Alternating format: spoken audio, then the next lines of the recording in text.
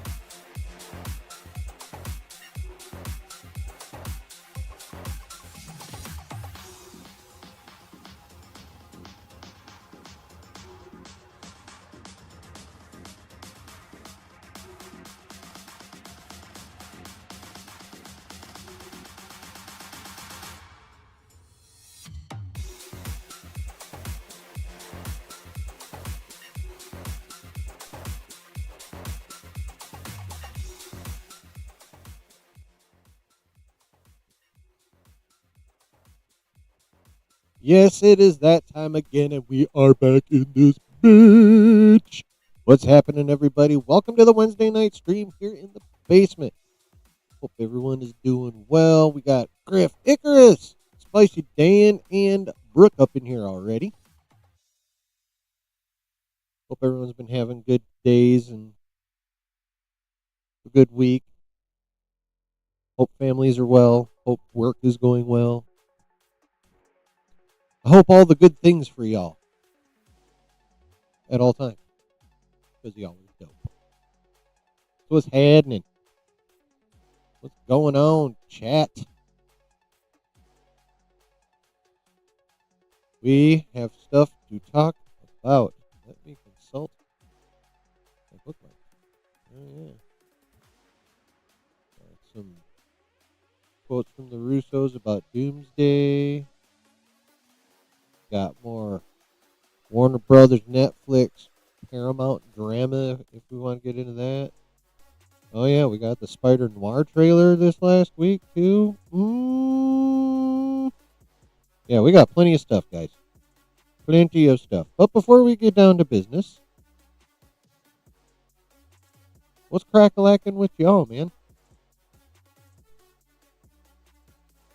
And while you're deciding what stories to share or not, please go ahead and click the like. Everybody click the like. Replay people, thank you for clicking on the video. Now, can I get one more click on that like button? Like this. Not this one. This one. Not this one. This one. This is the only one you want to hit. That looks like this. Not the upside down shit. Nobody wants that. Just this one. And also, if you're new, hit the subscribe and the bell, please. That way you'll know when to come back for all the nerdy fun we have up in here.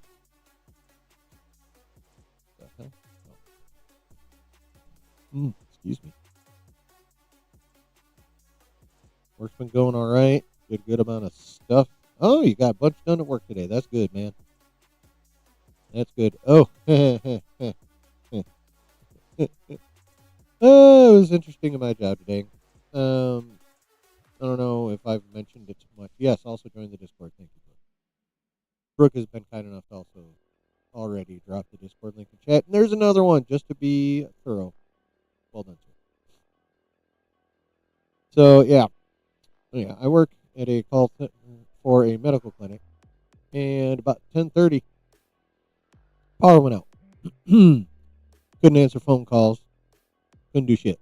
Sat there. Now, it came time. It turns out that I actually had to go check in at one of our other clinics this afternoon. And last I knew before I went there, they had lost internet. So it looked like I was going from one twiddle my thumb situation to another. But what's funny is right before I left to go to the other clinic, power came back on. So the rest of my coworkers in the call center got the brunt of everyone finally being able to go, what the fuck, and try and get their business done. And then just prior to me getting to the other clinic, their internet came back up. So yeah, it was a wild one. We literally sat there for 2 hours and did a whole lot of nothing. It was crazy. And I didn't mind. But it was still crazy. What about you guys? Anything fun happen at work? For you guys? Finished the original Bleach show and caught up on the Scream movies. I have not watched all the Scream movies. That is a franchise I have not kept up with.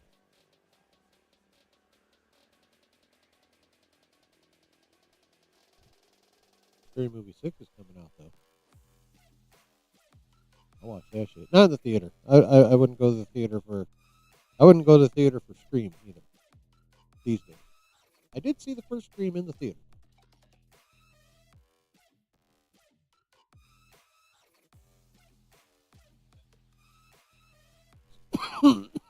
What?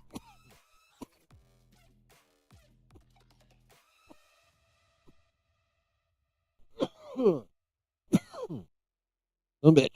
I can say that for sure. I saw the OG Scream in the theater. I enjoyed that movie. That movie's pretty cool. The second one's also pretty cool. Third one, I think I stopped after the third one. I don't think I watched the fourth one. I'm not 100%. I may have watched the fourth one, but I don't think I did.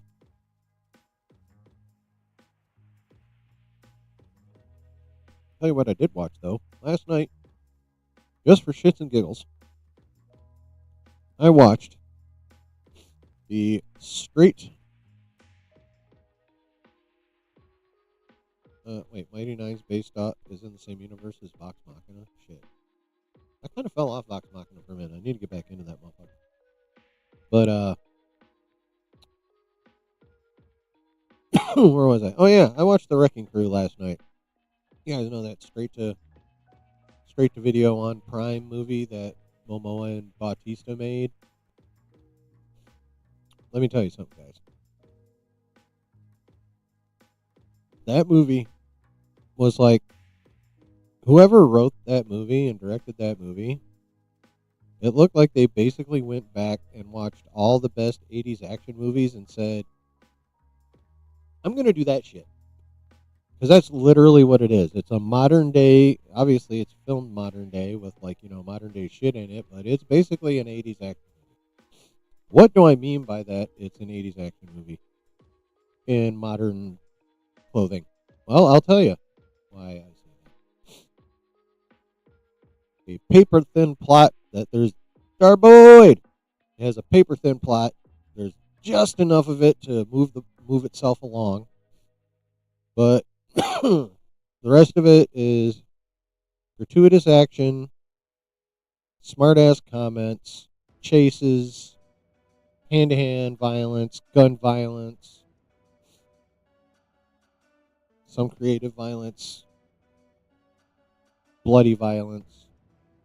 Really, the only thing that it was missing in its homage to 80s action movies was boobs. 80s action movies frequently had boobs. No boobs in this. There was a few seconds of Momoa's ass, though. So, if you appreciate Momoa booty, you would enjoy a few seconds of that movie. But yeah, it is, as a cinematic feature, if you can even call it that, since it went straight to streaming. What back in the day would have been straight to DVD. But yeah, so if you're looking for like high class, elevated genre stuff, this is not that at all. It's the complete opposite. It's just mindless entertainment. Like, seriously, shut your fucking brain off and just enjoy the ride. But yeah. So if you're into that kind of shit, I highly recommend the Wrecking Crew if that's one of your vibes. If that's some shit you get down with. If you fucks with like 80s action movies and would like to see a modern take on them, the Wrecking Crew's for you. On Prime Video. Not that Prime's paying me for any of this. Prime actually does the opposite of that to streamers. They don't pay streamers. They copy strike the fuck out of them. Which is why when we talk about the Spider Noir trailer later, we will not be watching one frame of it. If any of you wonder why, recall that it takes a sec to turn on gambling. How the fuck do I even turn that on? Educate me. I don't know how to turn it on.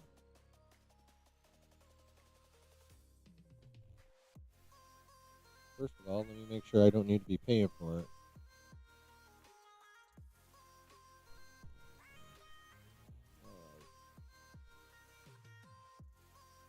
It's for use. Enable it through the CloudBot module.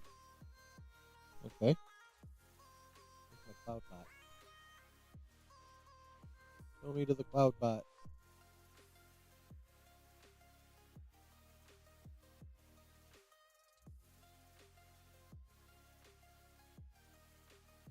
Go watch boss level. Alright. Where's my cat?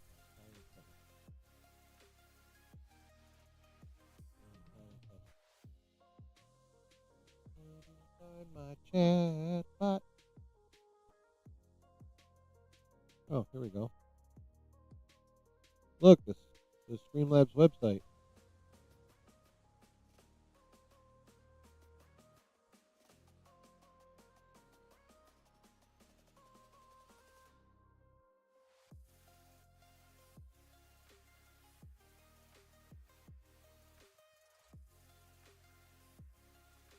Anyway.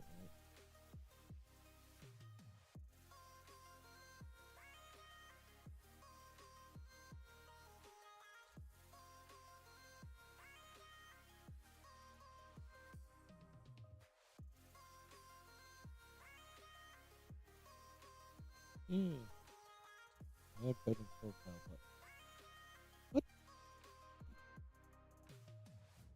what? They had a warning. Yeah, I was watching the Secret Level show, and then but it was really late, and I dozed off. So I really need to rewatch it.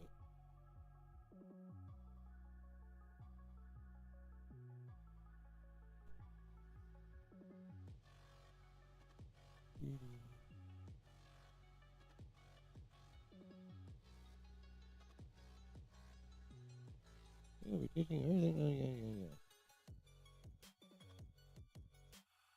I don't want to watch the video.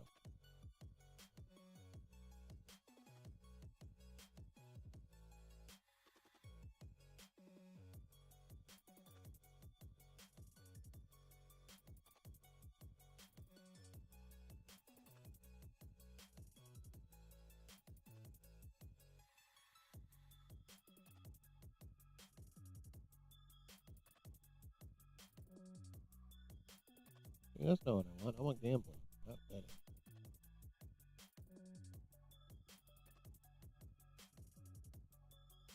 Betting. Yes, betting. No, I want gambling, not betting. Gambling. Excuse me.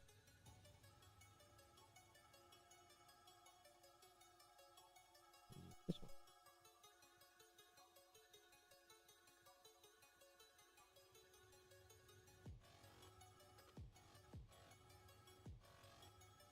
Why do I gotta go to streamlabs.com to turn on the fucking cloud bot? What the fuck? Why can't I just do it in the thing? Eyes wide shut. It's good, but it's crazy. It's crazy, and I am totally watching Spider Noir in black and white before I watch it in color. 100% doing that.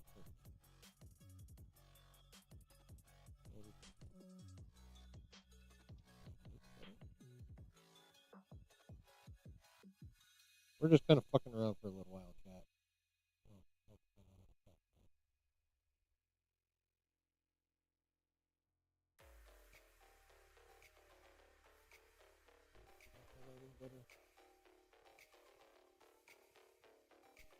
I need to figure out my life.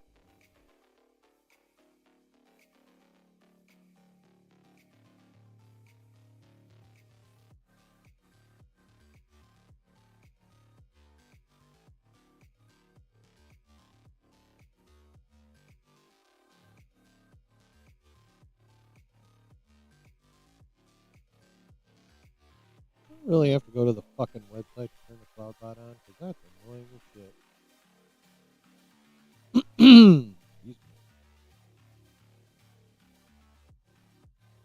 That's fucking lame. How bad do you guys want gambling? And because I'm gonna if I fuck around with this, then people are gonna click off the replay and shit.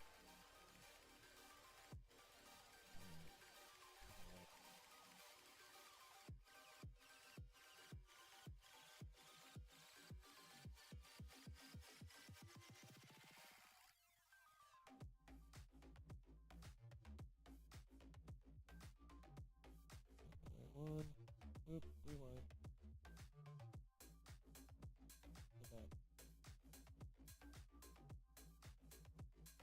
Nope.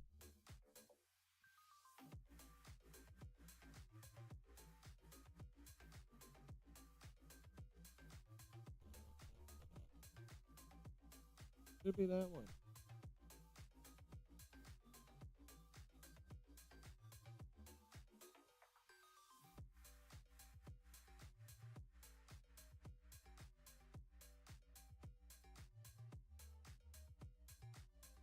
Just let me do the cloud dot thing, you motherfucker. How do I turn it on?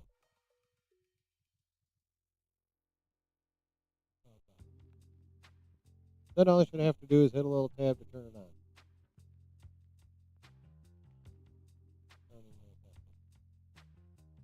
Alright, I'm not fucking with this. Unless one of you can guide me through it super duper fucking quick. I'm not. Oh, look at that.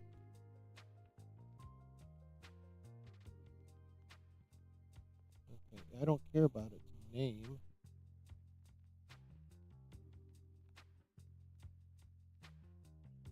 Oh, there it is. Activate CloudBot. Okay, I've activated the CloudBot. Alright, step one, I've activated the CloudBot. We're partway there, chat.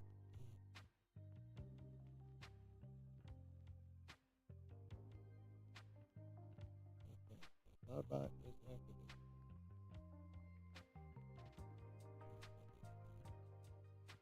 Oh, I still have to do it on a separate fucking window? That's lame as shit. That's lame as shit, chat.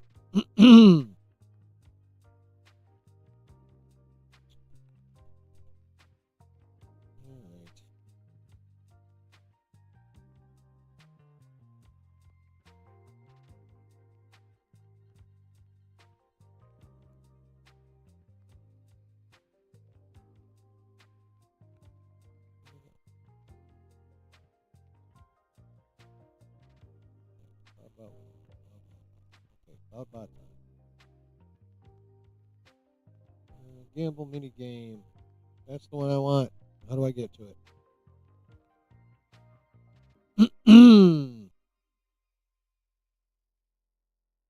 Okay, well, I understand what it is. Tell me how to turn it on.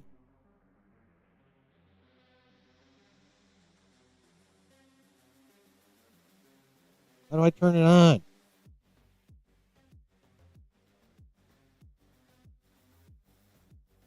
I know what it is. Just tell me how to turn the motherfucker on.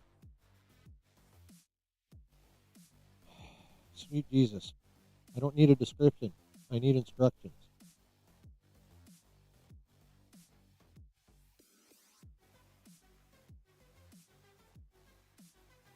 Okay, how do I fucking turn it on?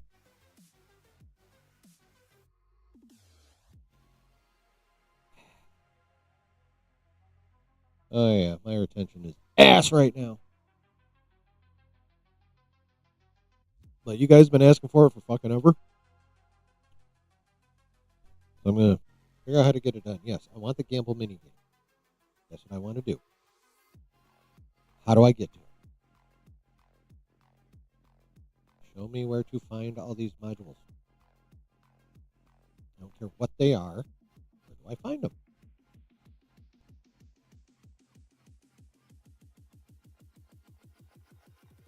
I understand there are modules. How do I get to the fucking module?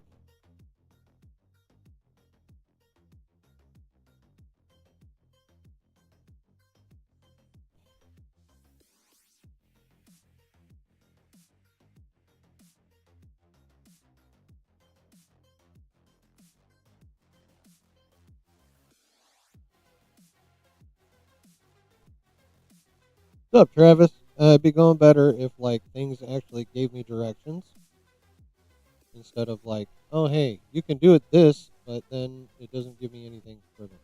Okay, so I turn it on. How do I find the modules?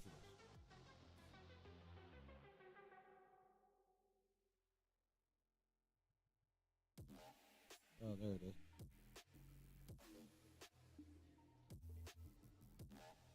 Found it. Turn it on.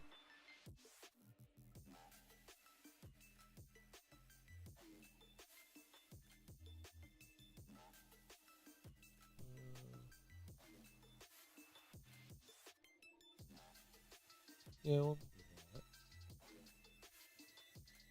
Now I gotta figure out how to give you guys stuff.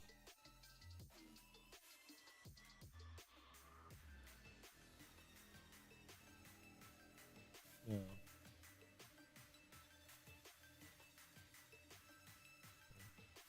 I'll find the first thing.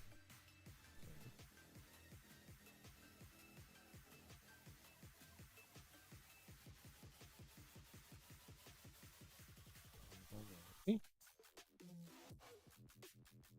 Oh, here we go. Add points to all viewers. How much should I start you guys off with? And I wonder if I count as a viewer. What do you think, guys?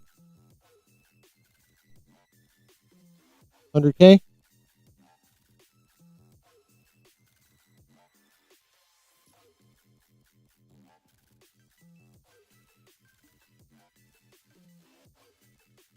Oh, we're not playing that game.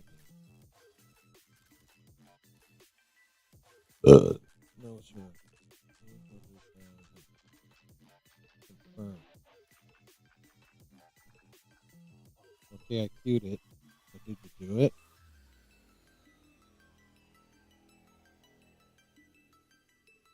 Why don't only... Why just grab it?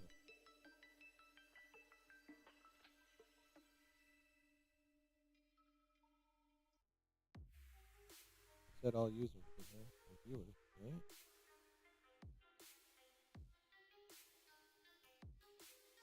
Where is everybody? Oh, God. Why is it only finding Travis?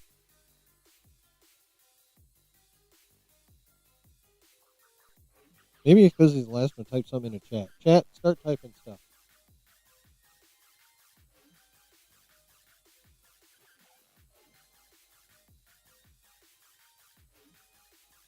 Someone do something. Poke me out with a stick. Travis, type exclamation point gamble and then put in, then type like, do 1,000 and then hit enter. Like so.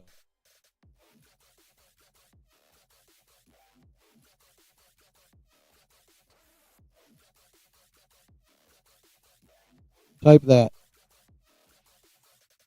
Let's see if it works. I don't know why it's only showing that I gave you stuff. Because there's more than just you. It's only showing that I gave Travis money. That's the thing. I don't know. It's put all viewers, but it only gave Travis stuff. Alright, there we go. Let's see if this works. Yep. But why is it only giving it to Travis, though?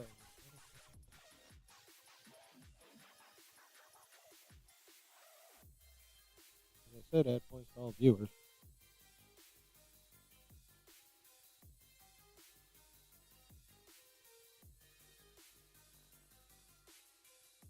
Yeah, I pushed add points to all viewers, and the only names that's showing up in here is Travis.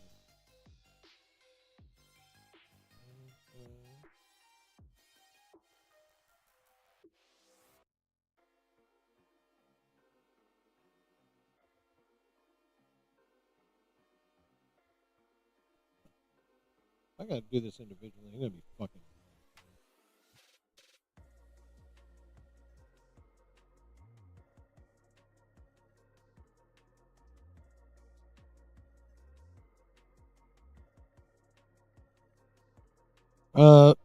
Streamlabs calls it loyalty points, but basically it's just which you can earn by watch time and stuff.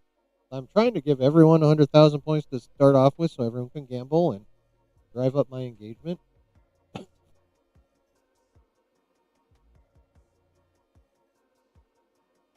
Oh, we gotta shrink that interval down. Oh, the interval must be 5 or more. All right. Well, you can only gamble once every 5 minutes, though.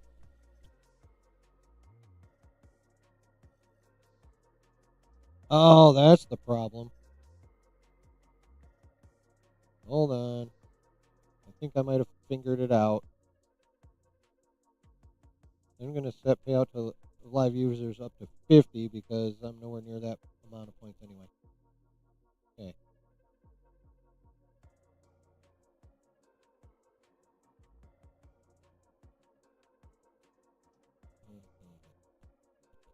Save.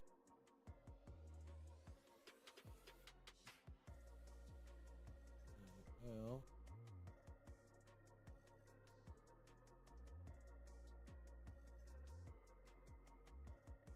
Nope. Hey, there we go. Why am I on? I'm on there, but yet.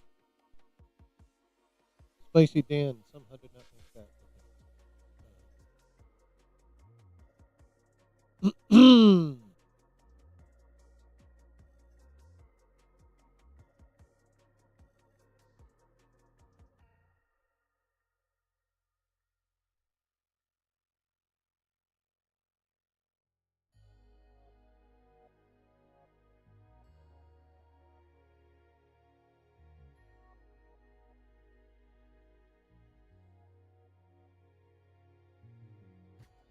Alright, guys, bear with me for just a moment.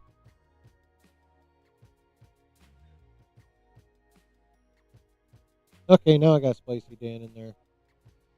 Alright, everyone try it. Oh, Icarus, you're not showing up on the list again. What the fuck?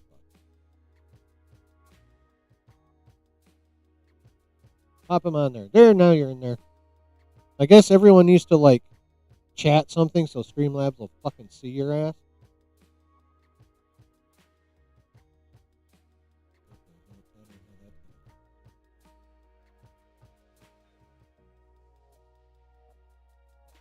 Okay, here we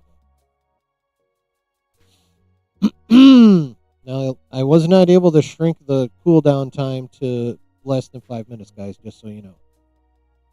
Alright. There you go, guys. You can now completely be degenerates here in the basement. Whoop, whoop, as Spicy Dan just said.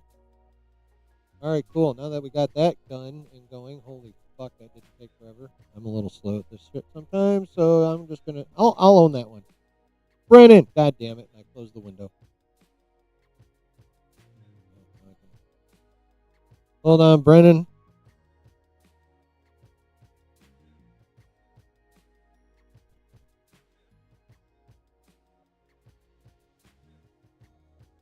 Boom. All right, Brennan's in on this shit too now. Brennan, you can now gamble. By the way, Streamlabs is pathetically slow, so if your gamble doesn't go through on the first try, do it again. I'm talking to you right now, Icarus. You know what, I'm just going to leave that tab open. Fuck it. Fuck it, I'm just going to leave it on. Yep, lost a couple. This is going to get my chat rate up. Whoop, whoop. Let's go. Let's go. All right.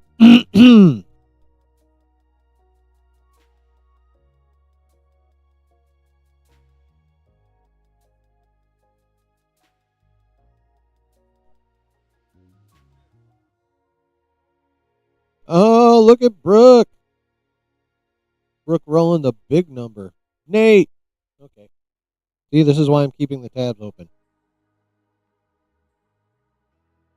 Oh, Icarus rolled 76. Okay. So, Nate, hold on. I'm about to hook you up with some points, and you can be a degenerate gambler here now too. Oops. Point. There you go. I'm starting everyone with 100K.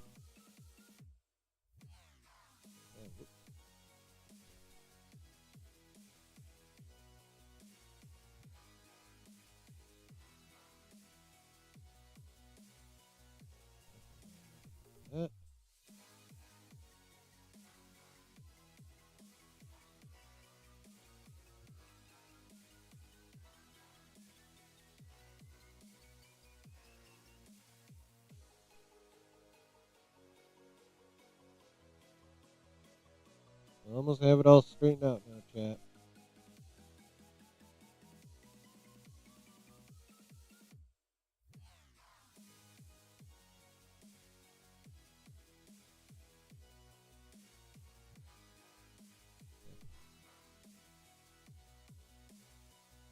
All right. Cool. All right. I've adjusted all totals. Everyone's in that's here.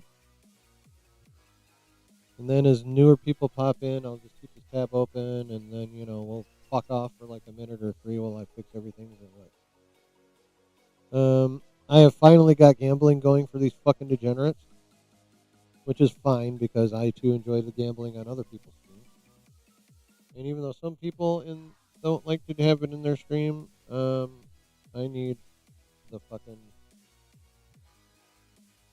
My little channel needs all the engagement it can get, baby. Excuse me. Evidently, Streamlabs counts me as a viewer if I'm watching on the back end, so my name was on the list. Man, Streamlabs hates me even in my own chat. That's a bunch of bullshit. Streamlabs, how are you going to hate me in my own chat? What the fuck? All right. We got that going. We've chit-chatted a little, but mostly spent the last 20 fucking minutes trying to get that shit going. So, let's go ahead and get into some stuff, shall we, chat? Now, mind you, there's going to be a lot of tidbits. Probably not going to go deep on a lot of it, especially since I haven't streamed in a week, so we got kind of a decent amount of shit to go over. Anyway, so, chat, we shall begin with some quotes from the Russo brothers in a feature Empire Magazine did about Doomsday. These are interesting, in my opinion. Tell me what you think. Here we go. The Russo brothers tease the tone of Avengers Doomsday. As much as we run at the fun of what these films can be, we also run at the complexity and the difficulty of what these movies can do at a narrative level. I think we've found a new level of that in Doomsday. Victor Von Doom demands a certain tone. All right. I like they do. They start off really minute like, yeah, we like to have fun with these shits. Oh, all you do is type an exclamation point gamble and an amount. Like what Brooke just did.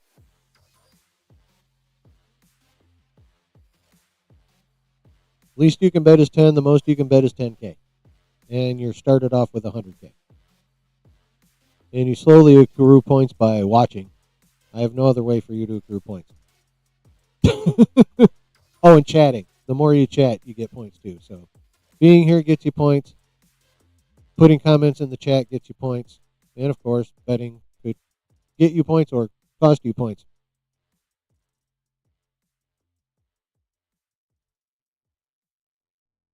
But replay crew, you can only do that if you're here live. That's the only bummer about it.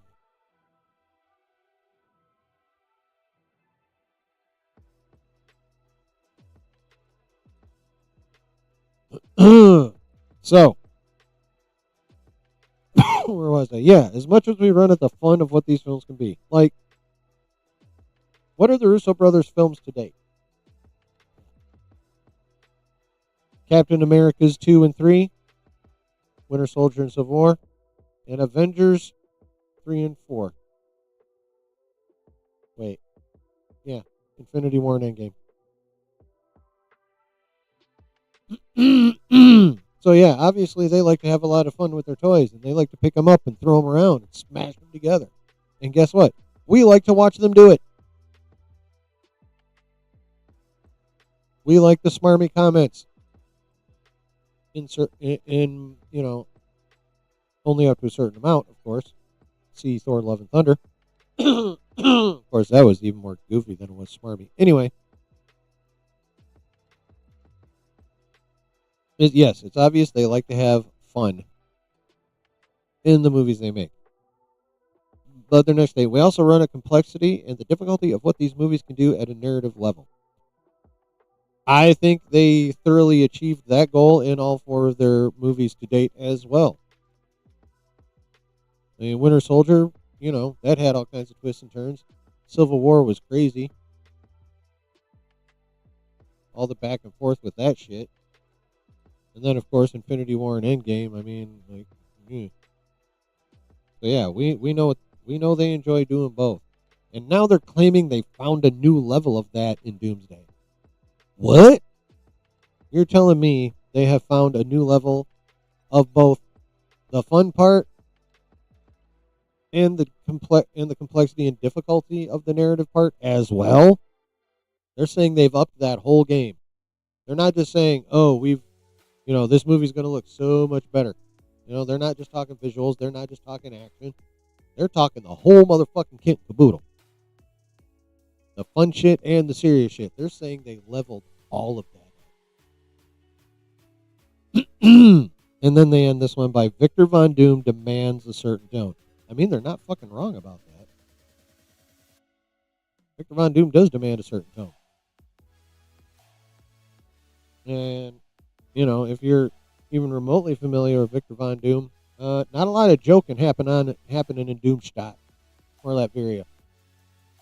Not a lot of guffaws, not a lot of quips, not a lot of sarcasm. Okay, I take that back. Not a lot of the funny sarcasm that we're used to. Doom can be sarcastic as shit, but his is an aggressive sarcasm, generally intended to be insulting. That's the kind of sarcasm you can get with Doom. But it's all still surrounded by Doom aura. So they're saying they've upped their game. They're saying Doom demands a certain tone, and they're evidently claiming they've fucking nailed that tone. What do you guys think about what they're saying here? Do you like it? Do you dislike it? Are you down?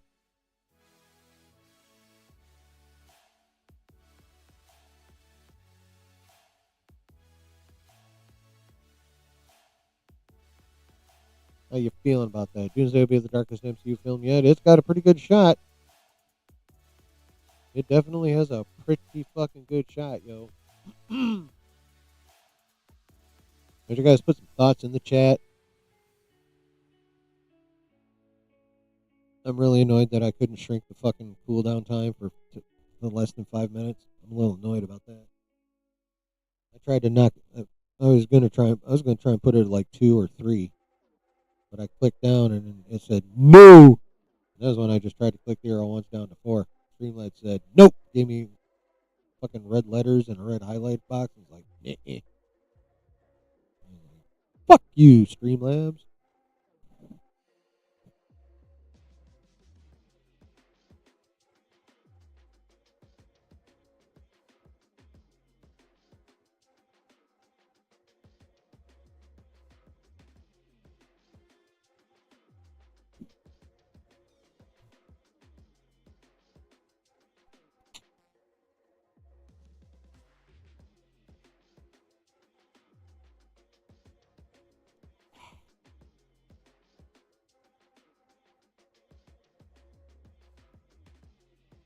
Okay.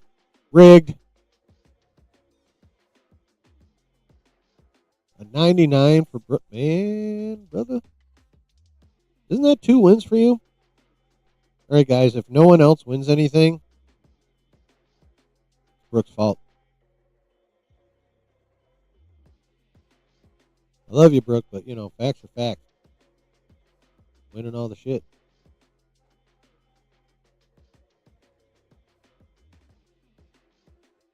You're having fun trying to figure that out, Nate? I never would have guessed.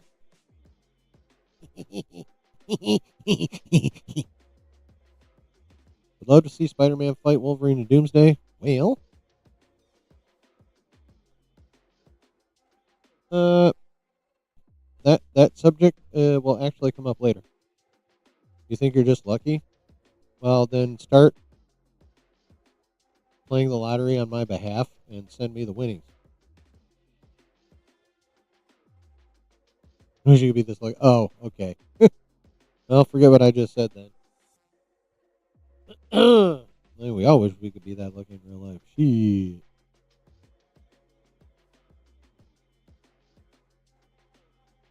All right, Chad. Any further thoughts? And by the way, replay crew, comments. Chillin' needs comments. I need YouTube to know that people care about what I say to the point where they want to respond to it. Like real talk, dude. Leave some fucking comments.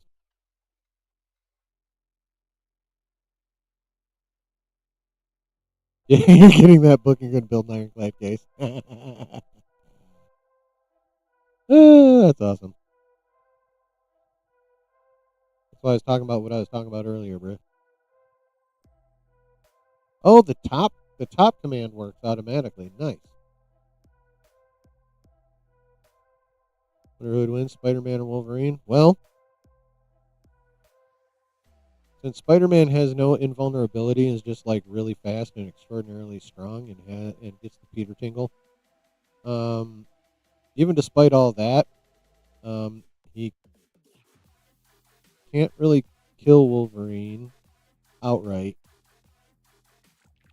Basically, it boils down to the fact that Wolverine only has to get lucky once with them claws, and Spider-Man's going to do a lot of damage in a short amount of time. Yeah. Daniel with the winner. Yeah, so, don't get me wrong. Not holding back Spider-Man would do some serious damage to Wolverine. Problem is Wolverine would heal from it. So basically, it comes down to, can Spider-Man do enough damage to Wolverine fast enough before Wolverine gets in one good shot with the claws?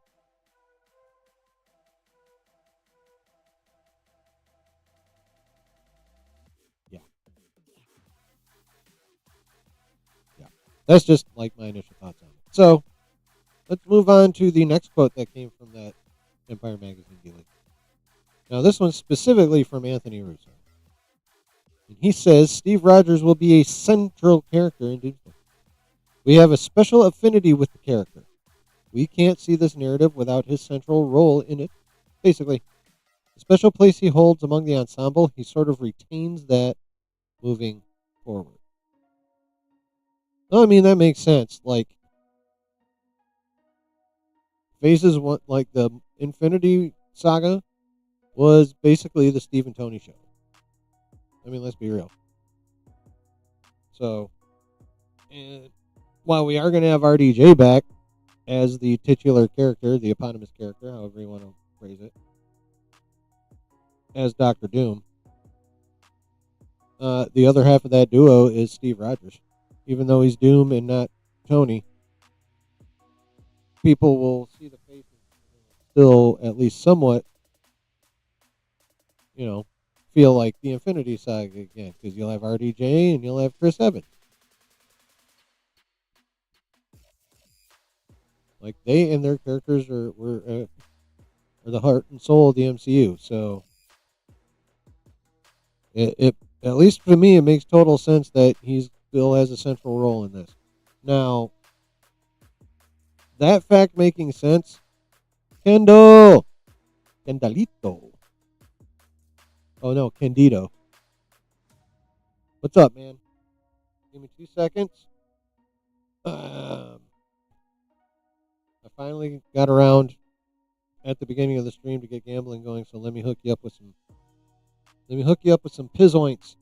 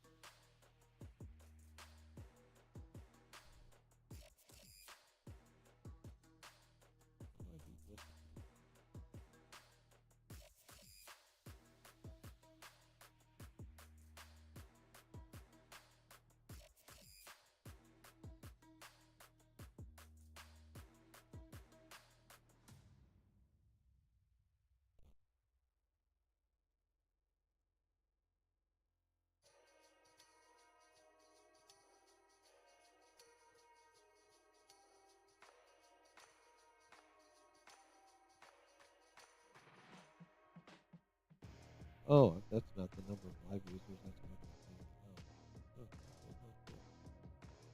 Oh, shit. You guys are going to get 50 points every 5 minutes just for being here.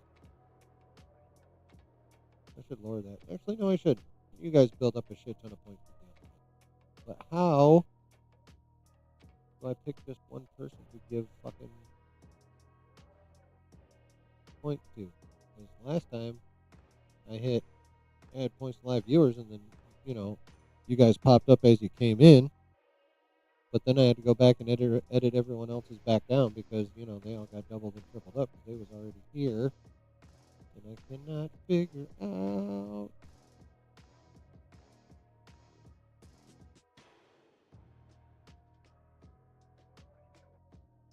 how to do it. Give them to just one person. I don't know what fucking yeah, anyway.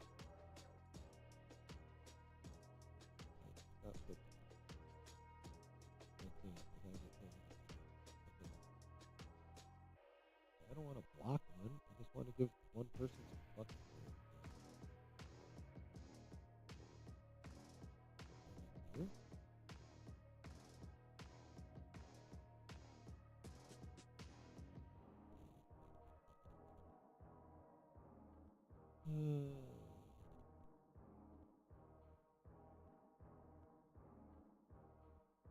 Oh, now you're there.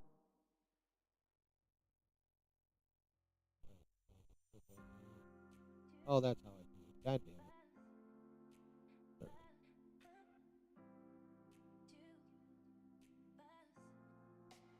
All right. Cool. All right, Kendall, you have points to play with now, bro. I guess I just had to refresh the thing and wait for you to pop up and then edit you. Okay. What do you guys think about their comments about Steve? And they couldn't see this narrative without him. Period. Now, I'm sure if they tried, they probably could have. But again, it's kind of always been about Steve and Tony, Chris and RDJ. Like, that's the thing. So, yeah, to me, it only makes sense. Despite the fact that, making it work is going to take some creativity. I will not deny that. They have to make it make sense. It can't be, like, lame. You know what I mean? Bringing them back, how they bring them back in has to be, it has to be done well. Doesn't matter how much we love Chris Evans, Steve Rogers. Bringing him back in and doing it lame, that's no bueno. That's not gonna give fans confidence that we're fucking back. Is what I'm saying. And which is the exact opposite of what they need to do after the last 4 years. You know what I mean? So, all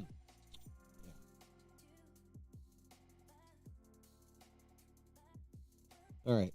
Now, chat, just so you know, the subjects are going to kind of bounce and replay people for you too. Subjects are going to kind of bounce back and forth because I'm just going in chronological order of when shit came out. So,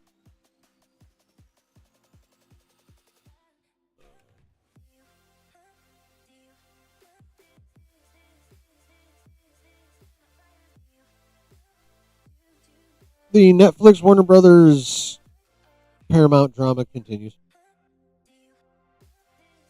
Now, Netflix has been in the lead for a while. They're the ones Warner Brothers is working with.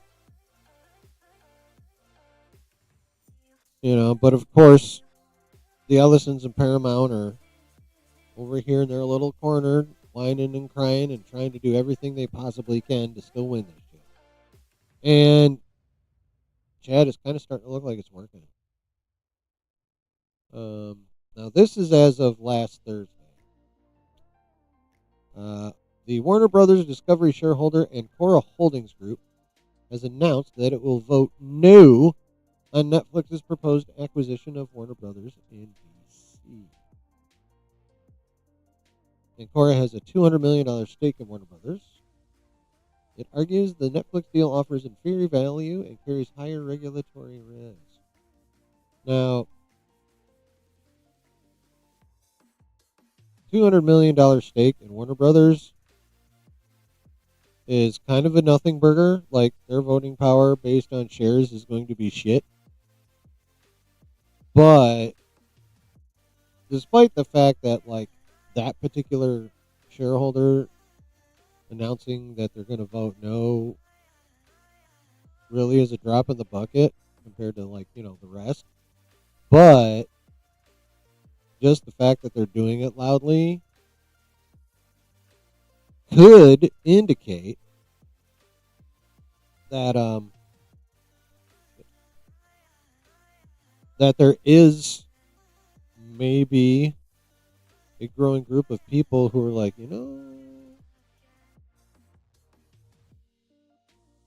maybe Paramount would be better. Maybe their annoying persistence, which makes them look like sore loser little bitch-ass crybabies, might be working, chat. Now, again, this particular shareholder, in the grand scheme, doesn't mean shit, except for the fact that it could be an indication of things kind of starting to move.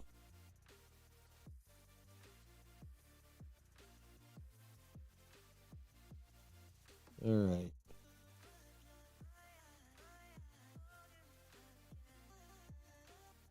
We got the Spider-Noir trailer last week, chat. Oh, don't worry. There's more developments, Ecker. Just wait. We got a Spider-Noir trailer last week, chat. And it was fucking cool. We can't watch it together. Because, as, probably most of you saw, because most of us are Nerd Avengers, as well as Basement Crew. We saw Josh go in depth on this shit, play through it a couple times, and his whole stream got sniped.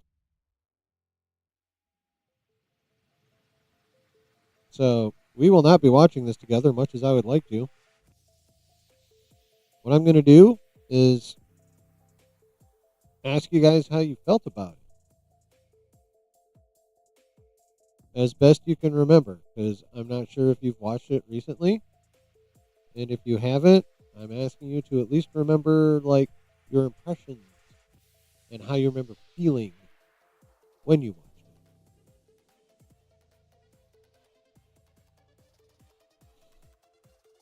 So think back, chat. Get your Scooby-Doo on. Go back to last week. Remember watching the Spider-Noir trailer. Remember how you felt. And then tell me about it. Throw that in the chat. Drop comments. How did you guys feel about that Spider-Noir trailer? Personally, I thought it was a fucking badass trailer, bro. I wasn't sure if they were going to have, like, genuine Spider-Man action, but we got that whole fucking swinging scene through New York.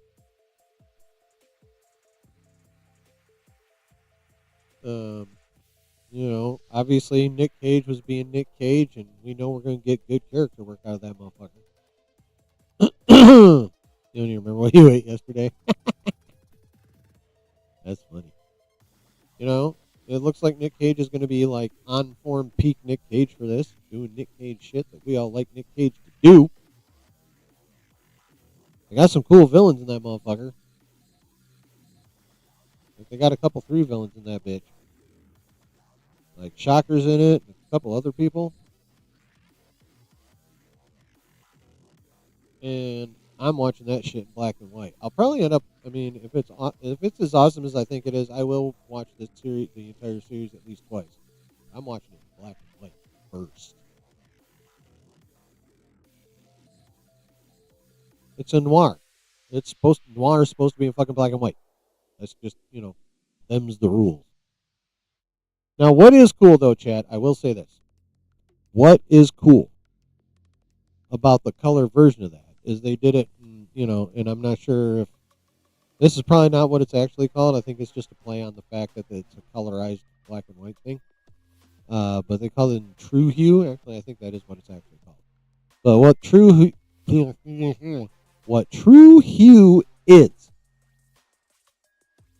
is a way to put that show in color, but so that it looks like they just added, changed the black and white to a color, as opposed to filming in color looks one way. You've all seen black and white movies that have been put back out in color, right? It's just got that weird, I can't even fucking describe it, but you know what I'm talking about. It just doesn't look quite right. Well, that's what that True Hue shit they did to Spider Noir is supposed to look like. It's supposed to be evocative of an actual black and white thing that was actually colorized later. And it does kind of look like that, because I watched the color trailer, the trailer that's in color, and it did look like what they wanted it to look like, which was they took something that was black and white and just gave it color later. But I'm watching it black and white first. 100%. I'm watching that shit black and white first. And I'm very much looking forward to that. That trailer was dope. That made the show look dope. And I was already excited for it anyway.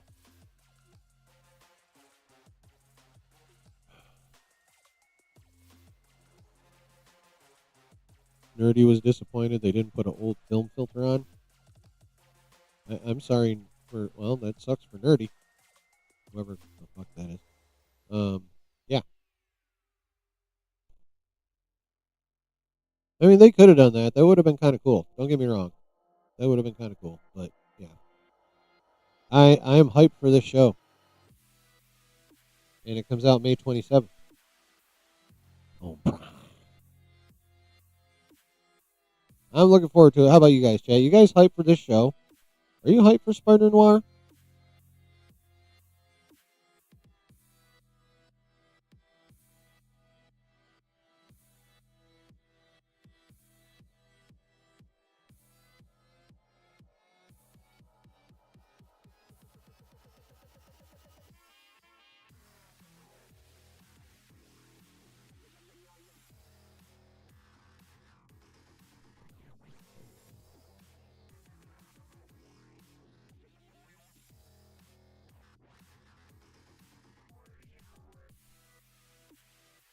Super hyped.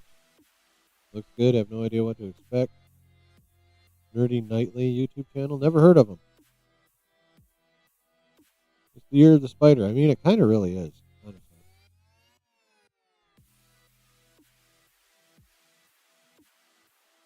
Yep, 8-episode show. Oh, that's right. They're dropping them all at once. So, chat, we've got 3 months to decide, but we have to decide if we want to watch them. Since they all drop at once, we got to decide if we want to schedule it out for ourselves and have watch parties, or just watch at our own leisure. The only problem with a non-weekly guarantee, when they drop them all at once, We got to figure out how the fuck we want to handle it. Yeah. May 27th, baby! Wait, what's next? You know what? Speaking of spider news, guys. Speaking of spider news.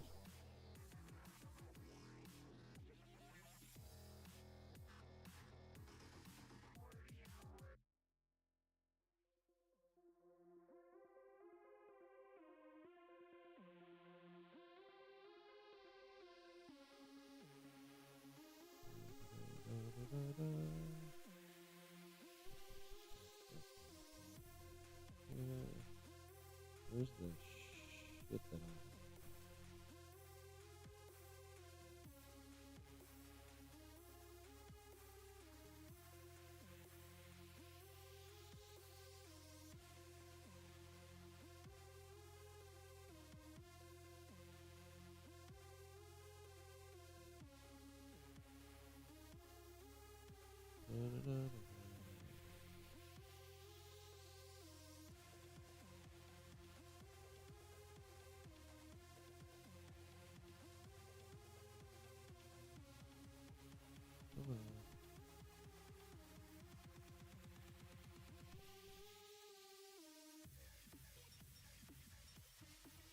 Okay, so yeah, this is the main thing out of what we're about to talk about.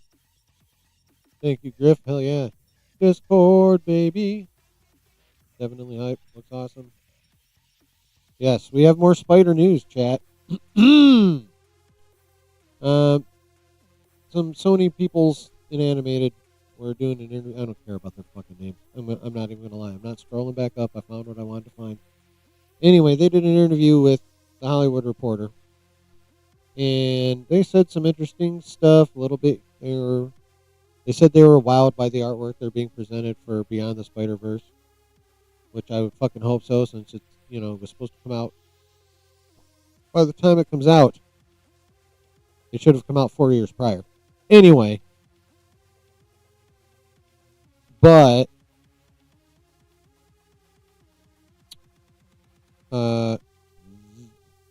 they were asked about spin-offs from Beyond the Spider, or the Spider-Verse movies, right?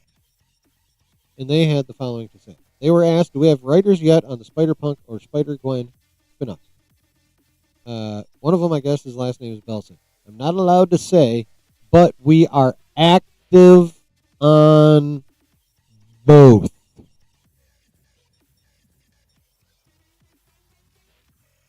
Now, we already kind of knew that we were going to be getting a Spider-Punk movie. That news actually came out a while ago. I think it's the dude that voiced him is the one that's kind of driving that project, if I recall correctly. Like, that report came out months ago. Like, honestly, we've known about Spider-Punk. Hobie from the Spider-Verse movies.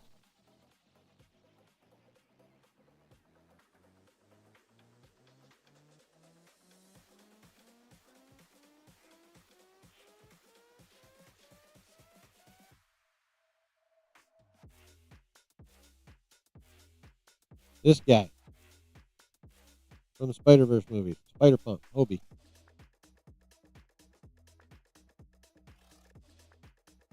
He is in uniform. Spider-Punk comics suck.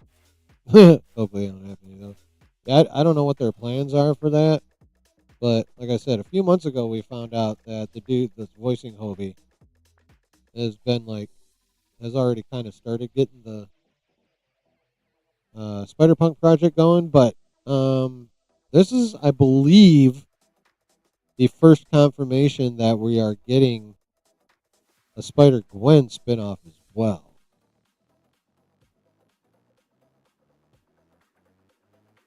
That's newer. Again, we knew about Spider-Punk, or at least we were told about Spider-Punk a while ago. It's a question of whether or not we remember.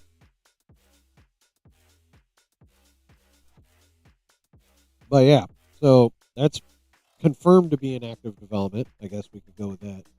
Confirmed. But yeah, now we know a Spider-Gwen spinoff is also in active development. which is dope. Because if they keep writing her character, if they write her character as well for her own spinoff as they've written her so far in Spider-Verse movies, that's going to be a dope-ass Spider-Gwen movie, I will tell you that right now. Like, the way they set up her home life and shit, she's already got a good backstory and a good character foundation and shit. It'd be fun to see her handle her own adventure, flying around as Ghost Spider, doing Spider-Gwen shit. I'm down for that. So, happy news, at least in my opinion, chat. Spider-Punk and Spider-Gwen spinoffs in active development.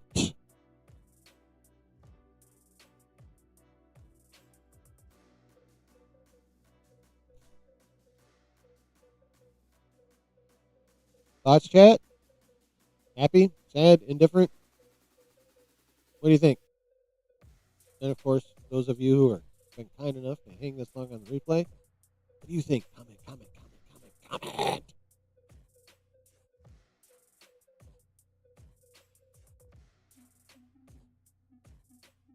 And for those of you who have popped in more recently, thank you. I appreciate you greatly. And if you wouldn't mind, please hit the like button. The dice are weighted.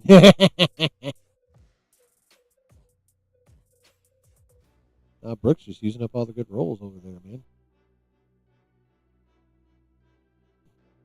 Excuse me. Yeah, so if you haven't done so, please hit the like. And if you are new, or are returning but haven't yet made the leap, hit that subscribe button, and the bell. And also join the Discord, because Discord notifications are much more reliable than YouTube's. Just saying. All right, next up, chat. Who brought this up earlier? You're here for Spider-Gwen? I know, right? I imagine they'll probably write Haley a check to keep voicing her.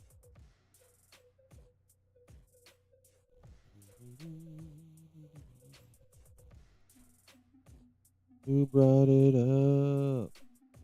I want to give credit where it's due.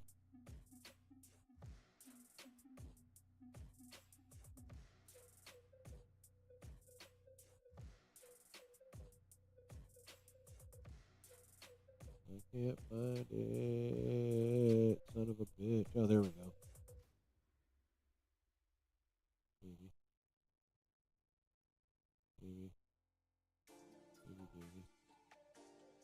Son of a bitch. Alright. Well, I can't find it. So, does Sony have a rule about live action Peter Parkers being in separate projects? About 2 live action. Travis, yeah, I gave you 2. We have a rule about. Do you mean 2 as in the number 2? Live action Peter Parkers being a separate project? I am not sure. I also am not sure about that one. I feel like I remember something about that being said quite a long time ago, but I do not remember the details.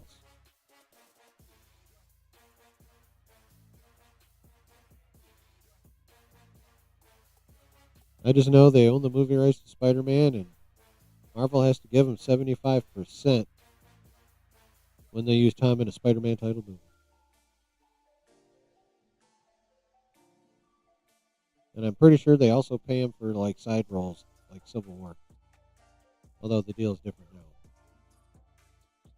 But like if they wanted to bring like Doomsday is not a titled Spider movie. Well, allegedly he's not in Doomsday, so he might be. But we know for sure he's going to be in Secret Wars. We're as sure as we can be. So take Secret Wars for example. They're not getting 75% of that. That's not a Sony movie. That's not a Spider-Man titled movie. But they still have to give. I'm pretty sure they still have to give Sony a little something just for his appearance. You know what I mean?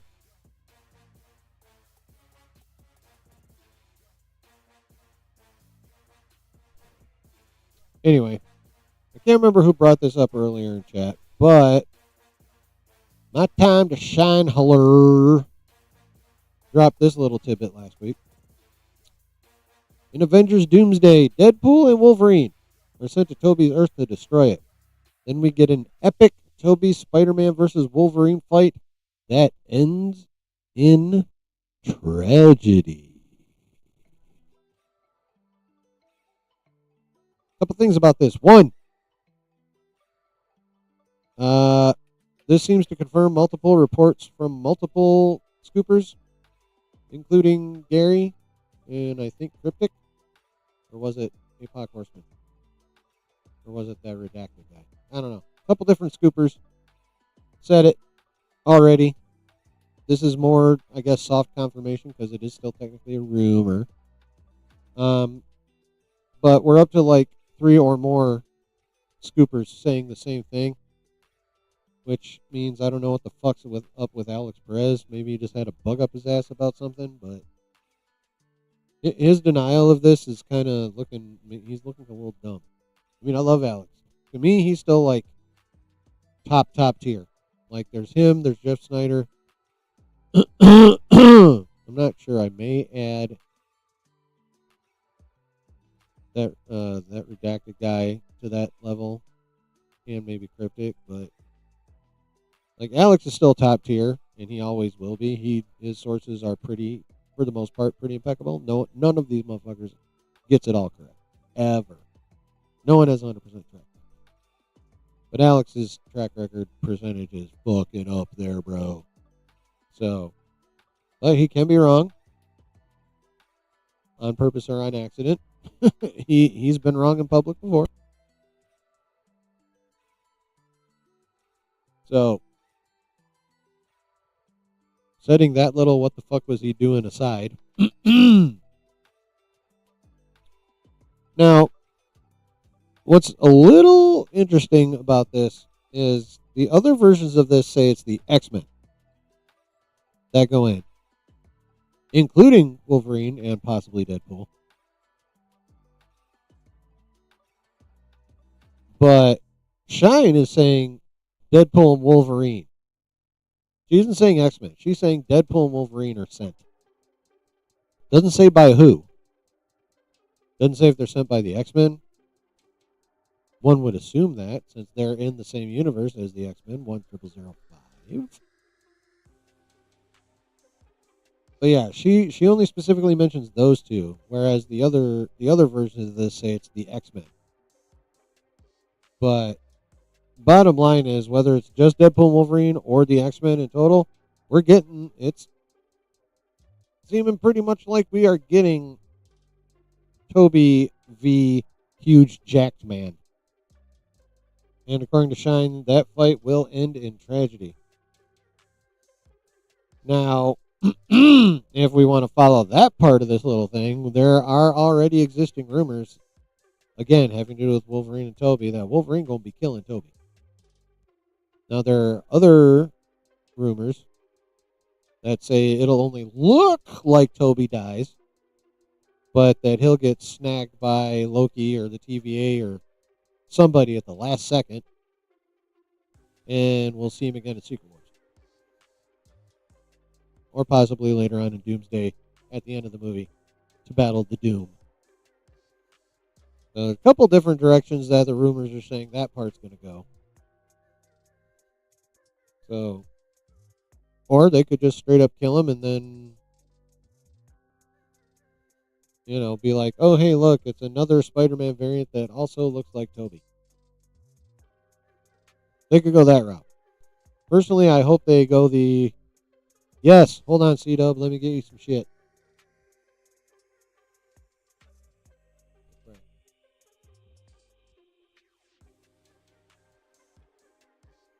Why aren't you in here yet? What the fuck?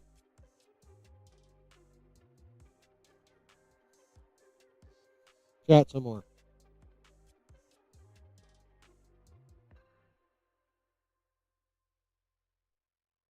How did I get...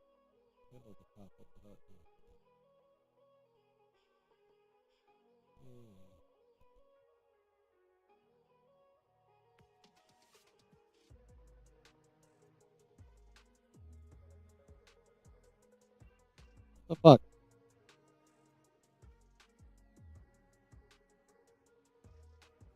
Oh, no, I'm not going to give you a bunch of shit. I'm trying to figure out why this thing isn't pulling your name up.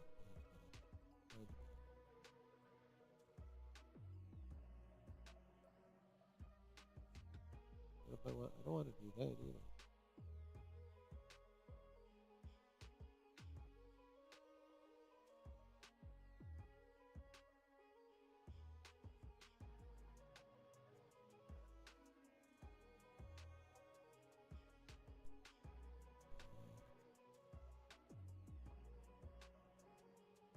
Damn, I was hoping that was going to work.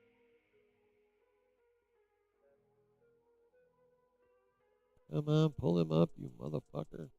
God, Streamlabs.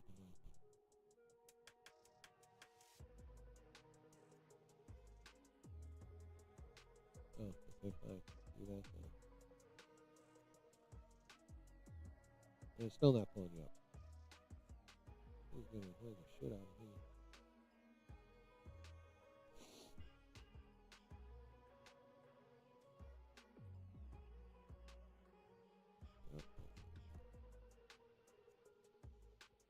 There you are. Okay, I just had to do that. All right, give me just a second, and I'll hook you up with the.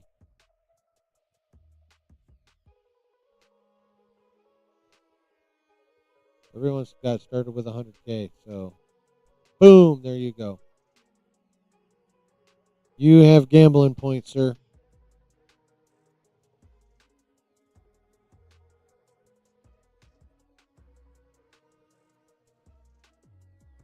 You have gambling points. Needs to be the Toby we know. That's why I feel like RDJ will be in Tony Stark's body in this movie. That's why else would you care? It might even be Tony. Well, you know Tony's a Doom variant. It's a good thing. That's watch hours. Dude, you don't gotta apologize for being late. You got, dude, real life always has to come first. It's just the way it is, man. It's unfortunate. Trust me, I'd rather real life have to come last a lot of times, but you know.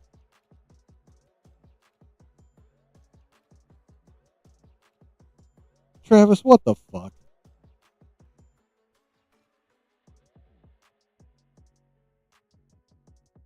No, it's not confirmed, but it's just a theory that makes the most sense and is least dumb. Like mind control, like Doom mind controlling an Iron Man variant from another universe.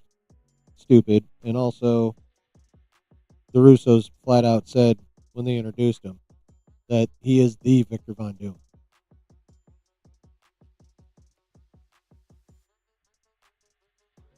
So, someone,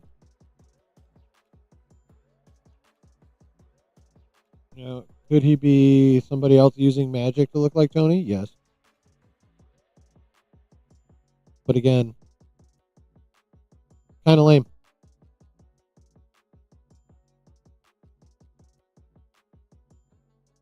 And Doom being an Iron Man variant, again, goes contrary to what the Russos said. So it makes the most sense that Tony's a Doom variant that He Who Remains done fucked with.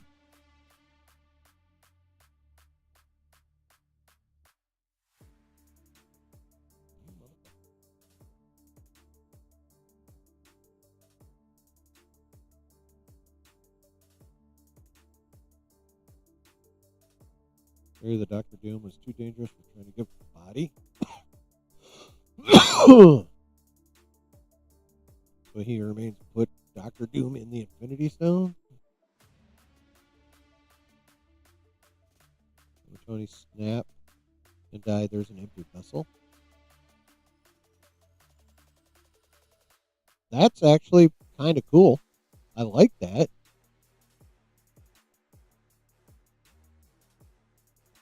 Kind of fun. Kang. Fuck Kang. Get that Kang out of my face. Kang.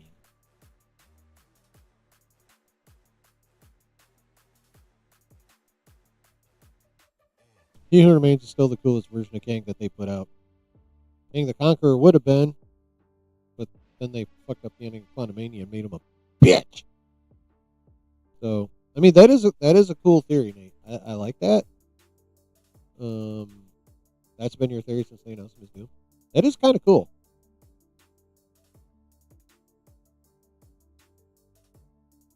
How do you get him out of the one of your first videos? Oh, cool.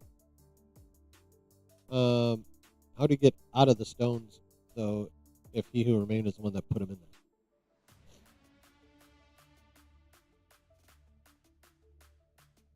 Unless you're talking about at the beginning of Endgame when Thanos smashed him and that released him. And then he somehow managed to find his way to Earth and found Tony and possessed him like a symbiote.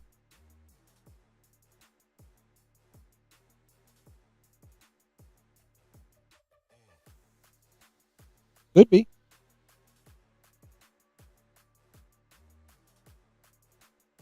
I wouldn't be mad at that one. That's actually kind of cool.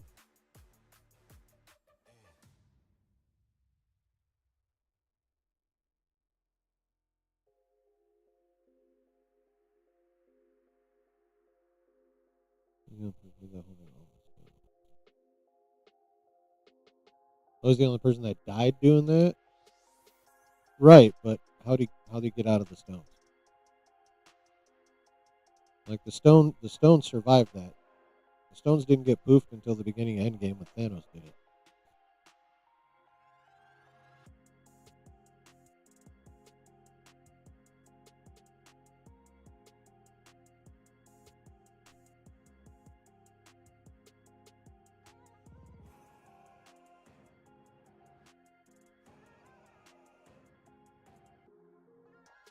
Toby gets a knock on his door, Doom telling him time has run out for your world.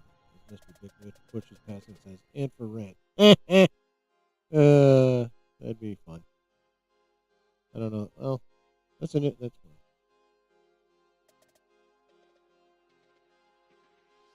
Now, here, refresh my memory on this one thing, Nate.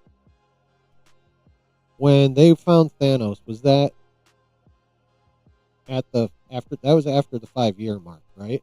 Or was that like more immediate? And then they did the 5-year time. I cannot remember. Delta Dan! Hold up, my brother.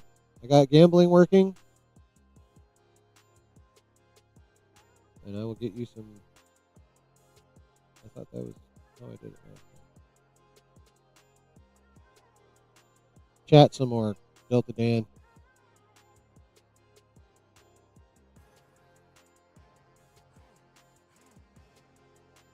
Thanos destroys stones, Doom's essence floating about, and drawn to the stones that are brought.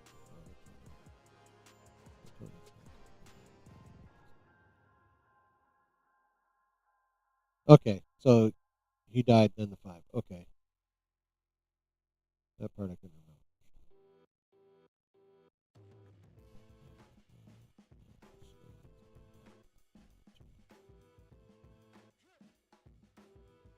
I gotta cogitate on that one a bit. I gotta cogitate on that shit.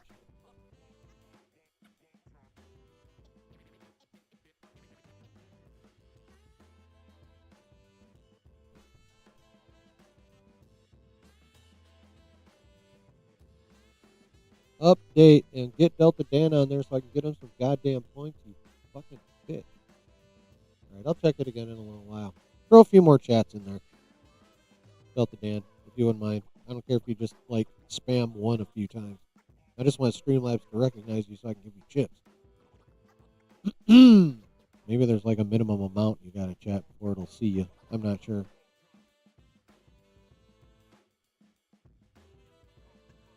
But I want to be able to give you chips, so throw more chats in there. Maybe that's what it takes. I don't know.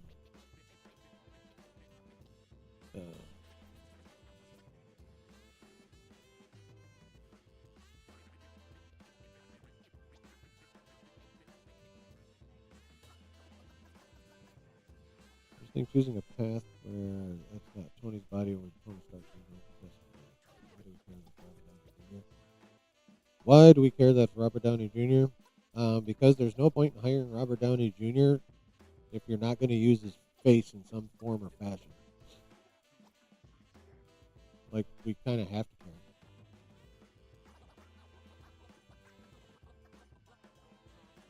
Icarus.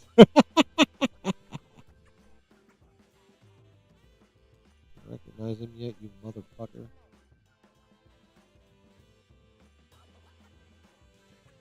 Damn you, Streamlabs. You're pissing me off. Yeah, so it's you weren't on the list yet, dude. I couldn't give you anything until you pop up on the list. And I don't know why Streamlabs isn't popping you up yet. It took a little while to get C-Dub up there. I swear, I think you like spam one about 4 or 5 times.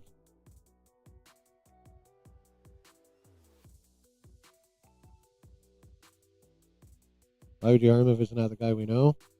To fuck with people. To use the fact that he's the face of the guy, that it's an evil motherfucker with the face of the guy that we all love. For drama, for tension, for oh god damn it, what's the word I'm looking for? Conflict. That's why. But of course, he also probably will be playing a version of Tony in the Iron Man suit as well. I mean, let's be real. Plenty of rumors to that effect too. That he'll be an Iron Man variant. That's Iron Man. Or possibly be the 616 Tony that time traveled and will end up back there in time for the snap to die. But yeah. That's been rumored, and there's been no real confirmation of it, but that would totally make sense. And also be fucking cool. Alright, any more thoughts on the soft confirmation that we are going to get a Wolverine and Toby fight, and that is probably going to end with, well, Shine said tragedy, but basically we know that means Toby is at least going to look like Toby. Look, at a minimum, it's going to look like Toby died.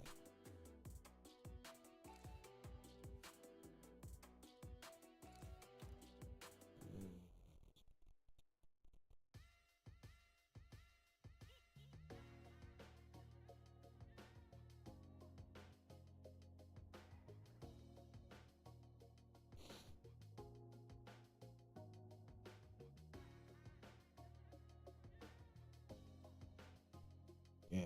I mean, I think you're right. We'll see our Tony start from before the battle. Yeah. I mean, when he came rolling in, that's when he dropped that time messes back, you'll see line.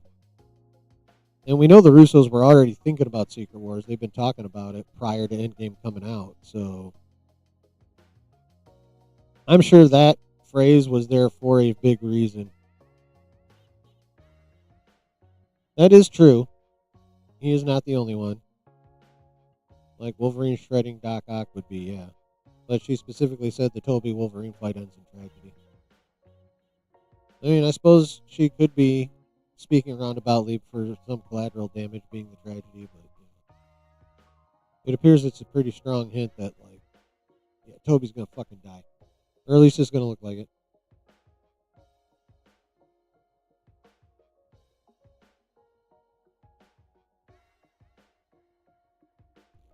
You know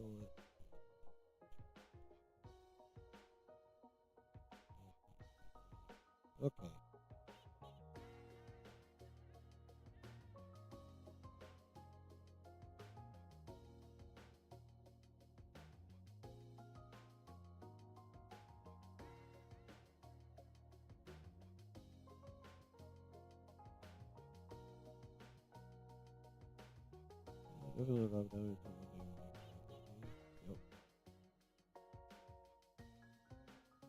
Nope.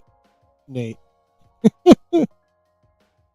You've heard me talk and you've seen me type on Twitter. Do I care that you dropped an F-bomb in chat? No, I do not. Oh, I totally shed tears watching Endgame in the theater when that shit happened. Totally shed tears. That's why you don't like him not being Tony? I mean, that's fair. That's totally fair. I understand like why people feel that way.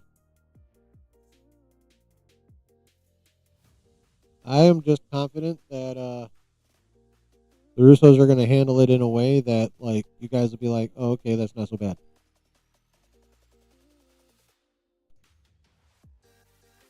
Obviously, I have no proof of that. The movie ain't out, but am I going to go to Endgame in September? Oh, hell yeah.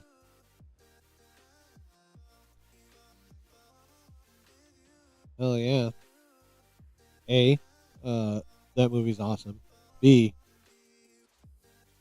I personally feel like there's a reasonably good chance that the post credit that they'll put a new post credit on the end of that will tie to Doomsday.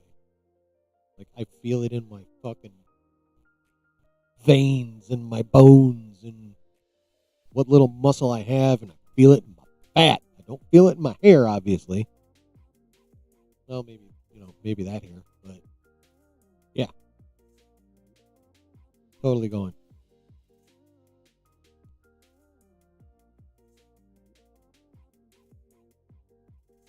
You're gonna look for a full theater. I mean, I have a feeling since that comes out after Spider-Man, a full theater will not be hard to find. I think people are going to be jazzed up for Marvel again in general after Spider-Man.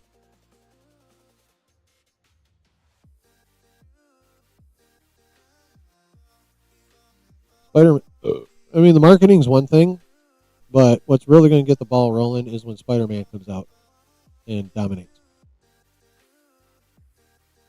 That's what people are. That Spider-Man is going to get people hype on Marvel again in general.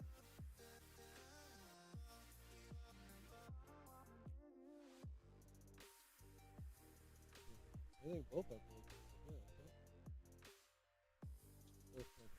The Malice is over here, right? Yeah. So it's just Jack being Jack.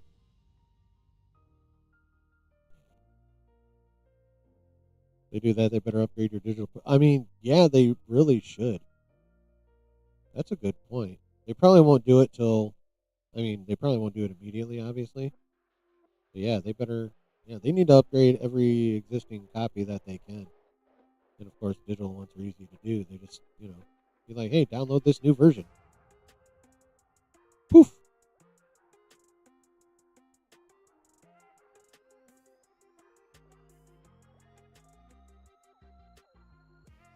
So, speaking of my time stuff, she posted this the other day too.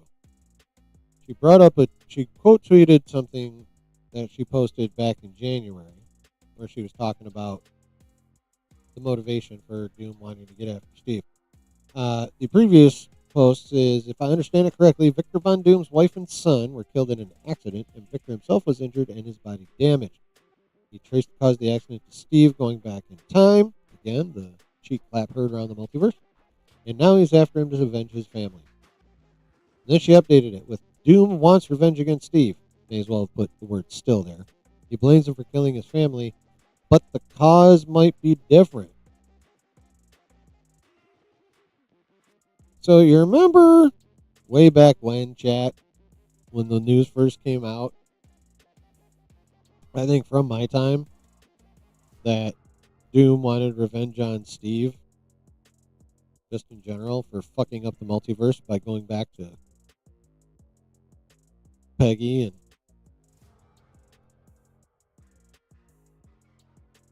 clapping them British cheeks. And I can't say as I blame him. She's hot.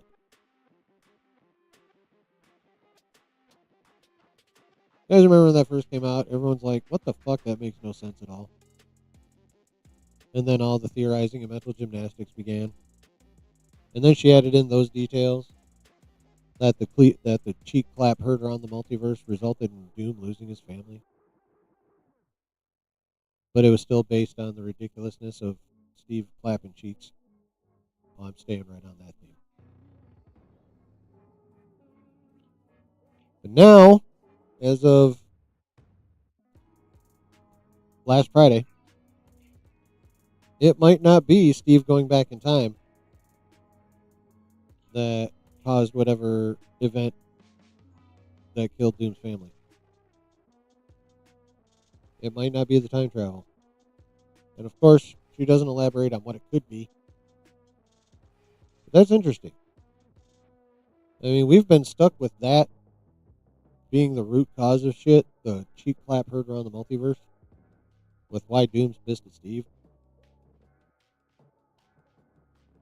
Now, there's another question that still hangs over this whole Doom wants revenge against Steve thing. Actually, not really. Never mind. Of course, he'd be on the same ship with Steve because Doom plays the long game, and Doom will time his revenge to the perfect moment. Said moment occurring probably after he uses Steve for his own ends, like for example, getting the Avengers to trust him.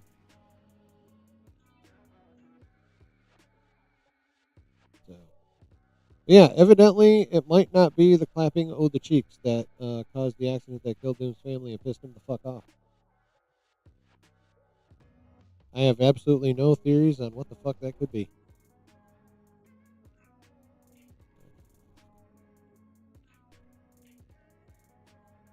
Yeah.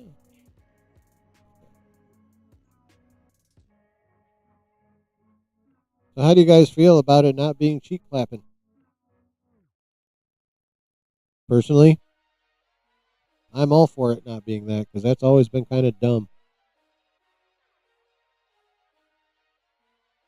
I'm sure people came up with lots of explanations on how it could work, but bottom line was always that was kind of a stupid ass reason. And games going back in theaters, yeah, they're re-releasing it in September for a limited time, or as they call it in the business, a limited engagement.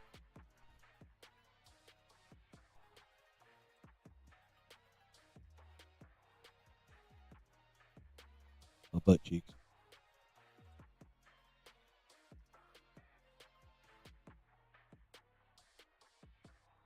I never did do my subathon. Maybe it's.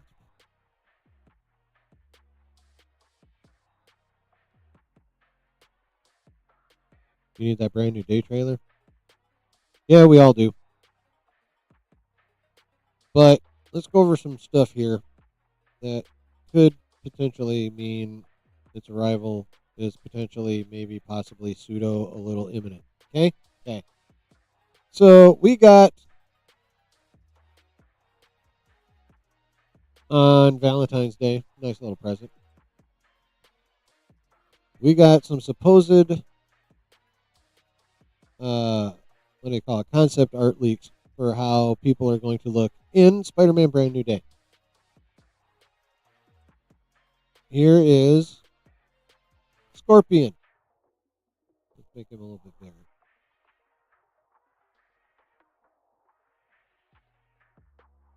I mean, I don't know what the fuck is that. That doesn't look like Matt Gart, or that doesn't look like that actor at all. But anyway, who cares about that?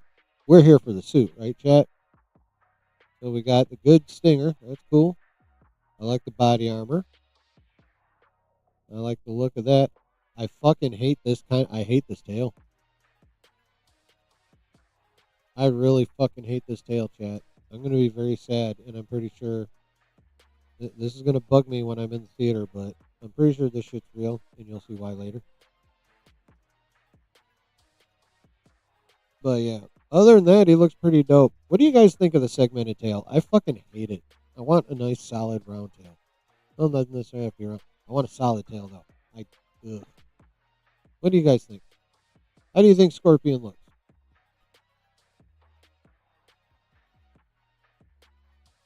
What do you guys think?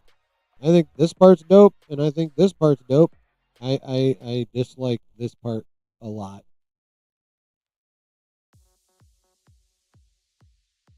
What do you guys think?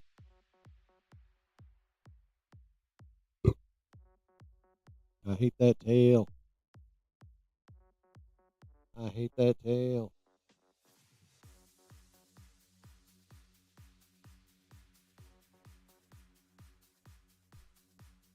Stop it.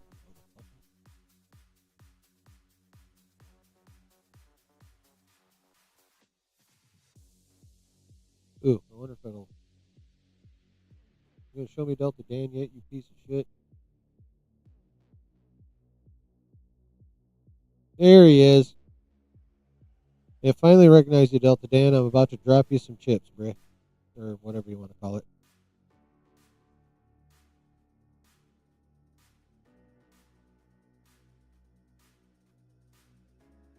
And boom, there you go.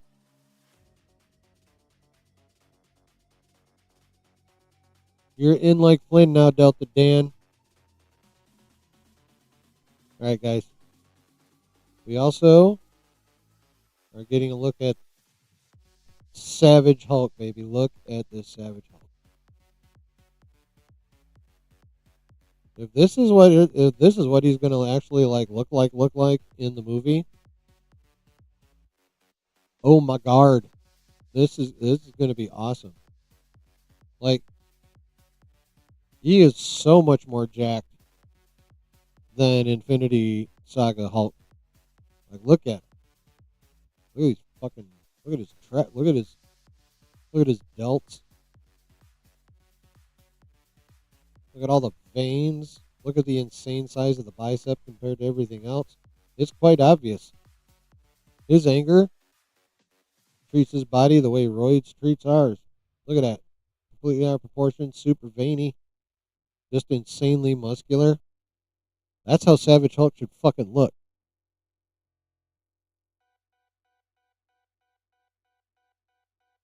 And by the way, chat, he's green. Remember those rumors that he might be gray? For whatever fucking reason? I'm going to go... The gray thing is kind of toast, in my opinion, now. We're getting good old Savage Green Hulk. And if this is going to be the render, he's going to be huge and just friggin' crazy. Oh my god. This excites me. That scorpion tail does not. Savage Hulk being like insanely jacked. Oh yeah, give me that all fucking day, chat. What do you think? Insanely jacked Savage Hulk. Fuck yeah, baby.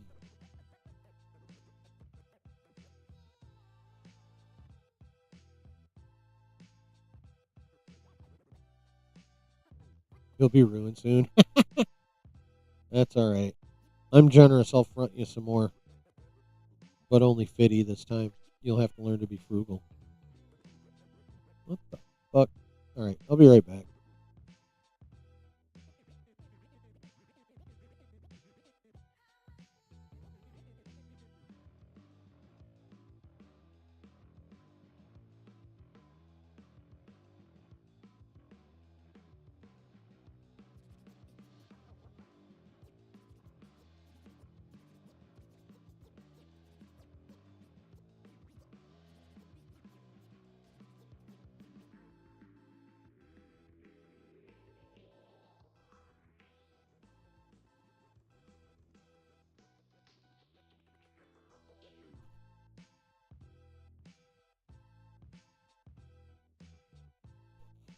Alright, everything's cool. And of course, we get a shot of the man himself.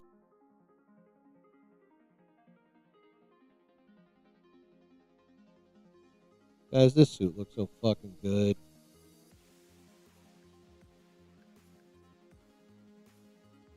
It's got that sheen to it. Whoops.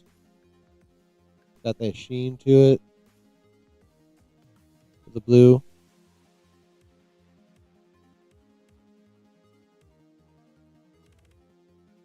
Nice vivid red. Properly sized spider that looks like an actual spider instead of that fucking tick looking thing they had before. He looks so good. Look, there's a little mouse arrow in the thing. That's funny. I never noticed that before. That's hilarious. Oh, you can see a little bit of window there too. Okay. Anyway, but yeah. But he's looking pretty good, chat. Now remember, these are all supposedly leaked promo material, right?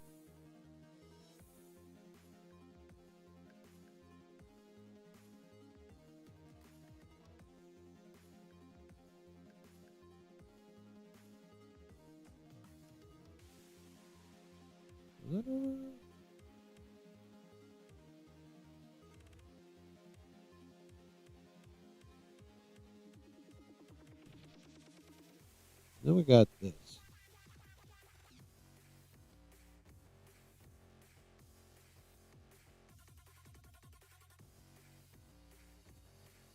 So this is more promo art. And we got Spider-Man all over the place. And as you can see, we have Scorpion still with the segmented tail.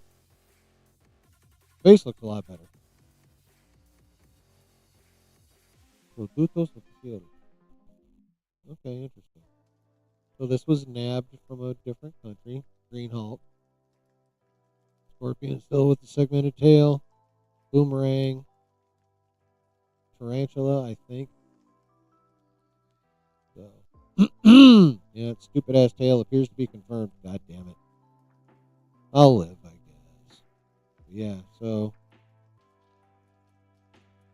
What do you guys think of all this art and how stuff will probably be looking in the movie? I think it all looks pretty fucking good, chat.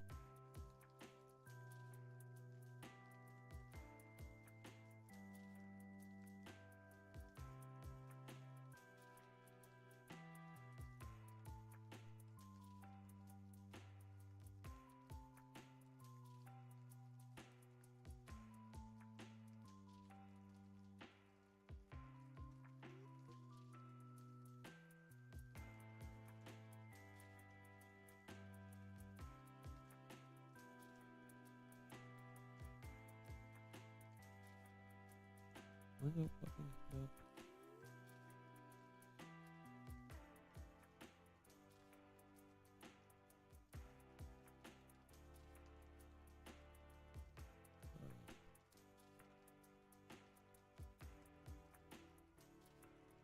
Boomerang and Tarantula look better than they've ever looked. If they're in the movie looking like that, I'm excited, says Travis.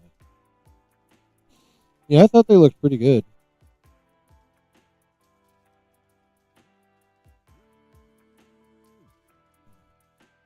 Alright, chat. We got a lot to go over, so we got to keep it moving here a little bit. So we, remember how we were talking about the whole Warner Brothers Netflix Paramount thing earlier? Well, I told you we'd end up coming back to it. And here we're back. So remember the last little bit was that, that one shareholder being loud and vociferous about their intention to vote no on the Netflix deal, even though their share percentage makes them pretty much who the fuck cares what they say. Well,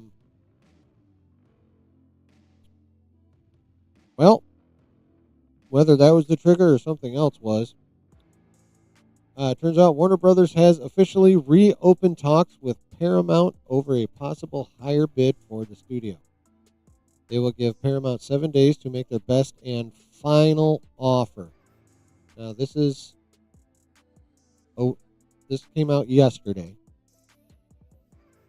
So they have until next Tuesday to make whatever offer they're going to, whatever offer they're going to make, with the realization that this will be their last shot. This is their final offer. So Paramount's going to have to fucking come hard with that shit. But now they have one more chance.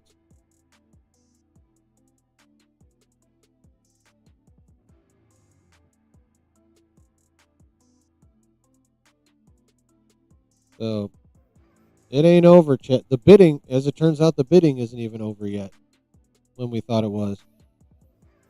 And don't forget, we still got regulatory shit for whoever ends up winning the bidding war. Now, of course, fans of, Paramount getting Warner Brothers are like rejoicing, right? They're like, oh yeah, they're going to come in, they're going to offer a shit ton of money, and the board is going to change their mind, they're going to go Paramount. What they're forgetting or possibly don't understand or whatever you want to call it,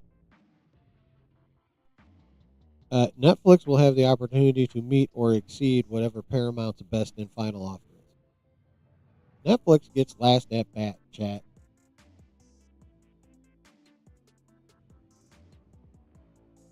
So Paramount will make whatever their best offer, whatever the best offer they can manage is what they will put on the table. And then Netflix can come strolling in, take a look at the table, and look at Paramount and be like, y'all a bunch of bitches, and then just drop stacks. and then they win the bidding war officially and completely. And then we go to step 2, which is the regulatory shit. And that's where it can really get up. So, but the bidding isn't even over yet, chat. We're gonna get 2 more offers. One more from Paramount, and whatever Netflix, if they decide to, they could just be like, we're over this shit and walk the fuck away after Paramount's offer. They're not gonna. Trust me. Sarandos wants this shit. He wants it bad. I am quite confident that no matter what offer Paramount comes with by next Tuesday, Netflix is gonna walk in and be like, you remember we're worth like a fuck ton of money, right? And then they're gonna be like, blood out.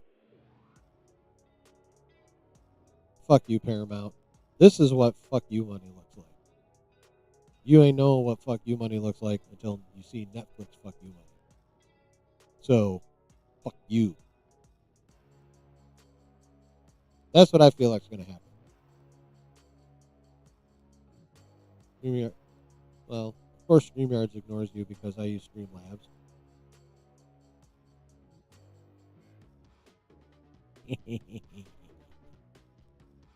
But yeah, the cooldown time on gambling is 5 minutes or whatever it is. Actually, I'm not sure. I got to see if I can figure out how to lower that. Whatever the cooldown time is set to, I don't like it. It needs to be lower.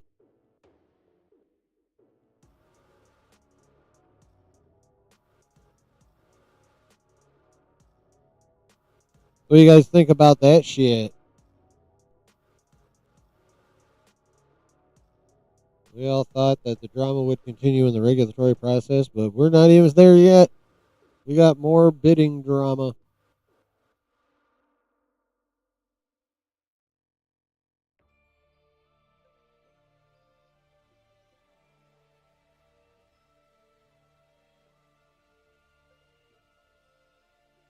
Oh, shit. Alright, real quick. We have a full release schedule for Invincible Season 4, chat. First 3 episodes drop March 18th, and then they drop weekly after that, up till episode 8 on April 22nd. Now, March is going to be fucking packed, and April's going to be fucking packed. I got to figure out and write it down and, like, actually put pen to paper and figure out the fucking watch party schedule for all this shit we got to watch, of which this is one of them.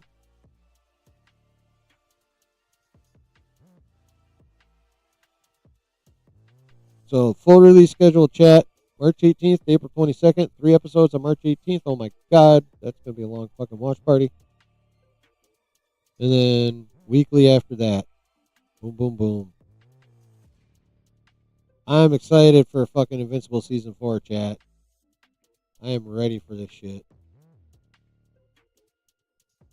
Fucking Thrag and that whole new storyline with the demon guy.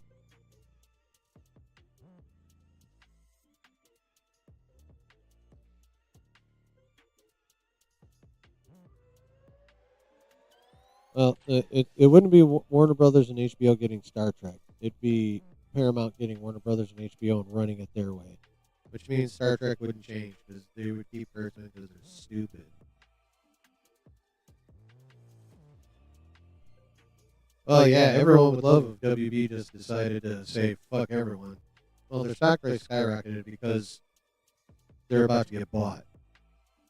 That always happens when a company goes up for sale. Their stock automatically goes up because all kinds of interest is generated.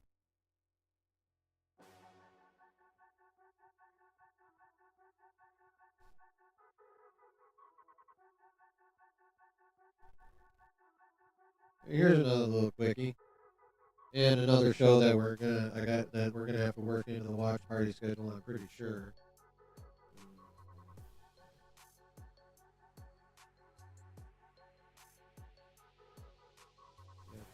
Yes. Okay. So here's this little tidbit. Carl Urban decided to talk a little bit about The Boys Season 5, which premieres on April 8th, which is I believe the same day that episode 5, no, episode 6 of Invincible is. What these motherfuckers are. It's not just that. Oh, I know.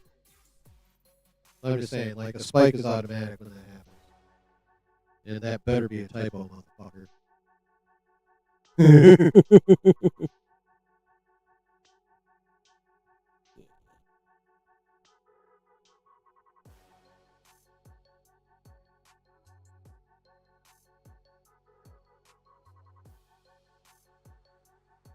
So, dear God, our watch party.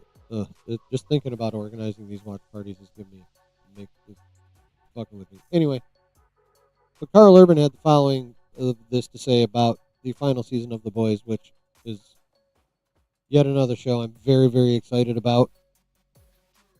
Which, of course, is why I'm going to stress myself out coming up with a watch party schedule, because this is shit I know we all want to fucking watch, right? Right. So Carl Urban says nobody is safe in the final season of The Boys. Well, that we kind of figured, but it's this part. This season, from episode 1, you're like, wow, nobody is safe. Fatalities right from the get-go. Chat. They're going to be murking motherfuckers from jump. Why is the Mummy trending? Because a trailer dropped for some version of the Mummy today. If I recall the logline correctly, it sounds lame as shit. I didn't even bother to watch the trailer, but there was a trailer for a movie called The Mummy. Not the one we care about with Brendan Fraser and Rachel Weisz that's going to come out later. No, this is one that comes out, like, soon. But yeah. Right from jump, chat, they're going to be murking bitches. I love it. I'm excited for. I was already excited for this season anyway. I mean, we knew there's people going to die. Like, we knew that. It's the final season. People are going to get offed. Probably in highly brutal ways, knowing this show. But to hear right from the horse's mouth that, like, it starts in the first episode. Yeah, baby. Ooh, give me it all. I'm fucking stoked. What do you guys think, chat? How you feel about the deaths beginning at the beginning?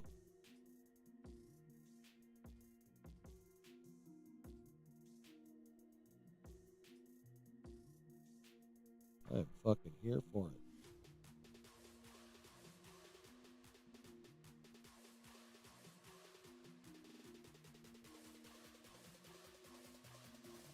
And of course, replay people, if you've made it this long, I salute you.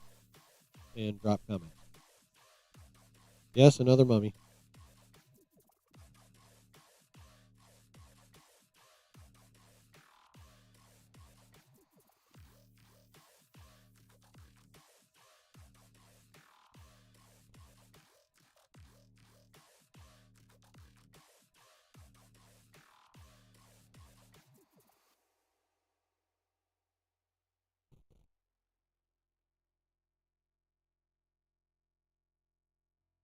All right. Another quick little couple tidbits, chat. Like I said, we got to keep this shit moving. Chris Hemsworth has indicated that he will play Thor a couple more times after Avengers Doomsday. Yeah, it's wild, says Hemsworth. And there's a related one.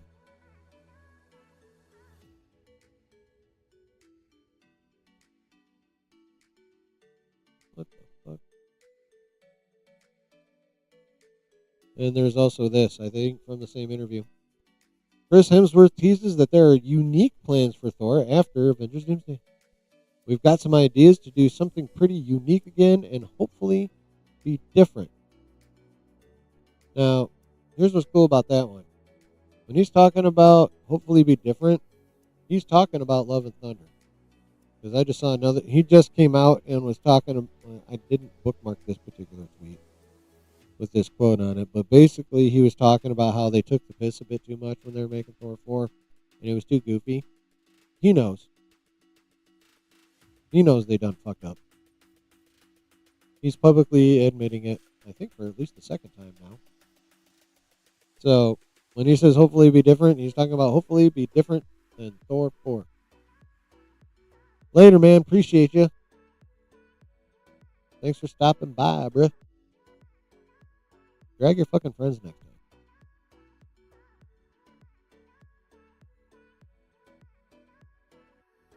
time. All right. So yeah, that's cool. Now, obviously, he doesn't say hopefully be different from Thor 4 here, but like I said, when you put it next to those other quotes about how he's talking about how they fucked up with Thor 4, I think it's safe to say he's talking about Thor 4. So unique plans for him and a couple projects, both all talking about Thor After Doomsday. Well, when we're talking about a couple projects, obviously we're talking about Secret Wars. But that means, folks, there'll be another project after Secret Wars. Which to me says we're not getting Thor 5 till after Secret Wars. Yeah. That's the line of logic I'm following. He has a couple more projects coming up after Doomsday. Well, obviously, Secret Wars. Now, could they squeeze a Thor 5 in before Secret Wars if they start filming like next month? And if they have a date to put it in, they could. But the odds are that it's Secret Wars and then Thor 5. In my opinion. That makes more sense than the other way. What do you guys think? Well, first of all, are you glad to hear that, like, basically confirmed that we're going to have Hemsworth Thor a couple more times? I mean, we basically knew it, but it's still pretty cool, in my opinion. Hear it right from the horse's mouth.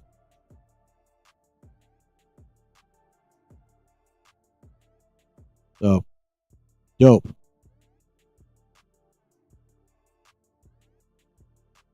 Now, having to wait for Thor 5, I mean, it'd be nice to get it sooner. It'd be nice to get it tied into Secret Wars or like Battle World or some shit. I would prefer that. But, you know, just because I prefer it doesn't mean I'm mad that we got to wait for it. Like, I'm totally cool with that too. That's no skin off my nose.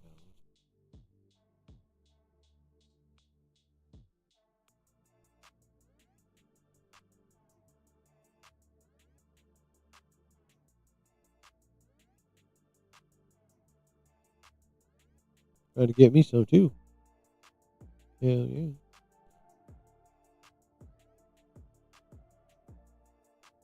All right. Go ahead and start typing it. I know you want to. I'm gone for a bit, so I'm not sure what we are.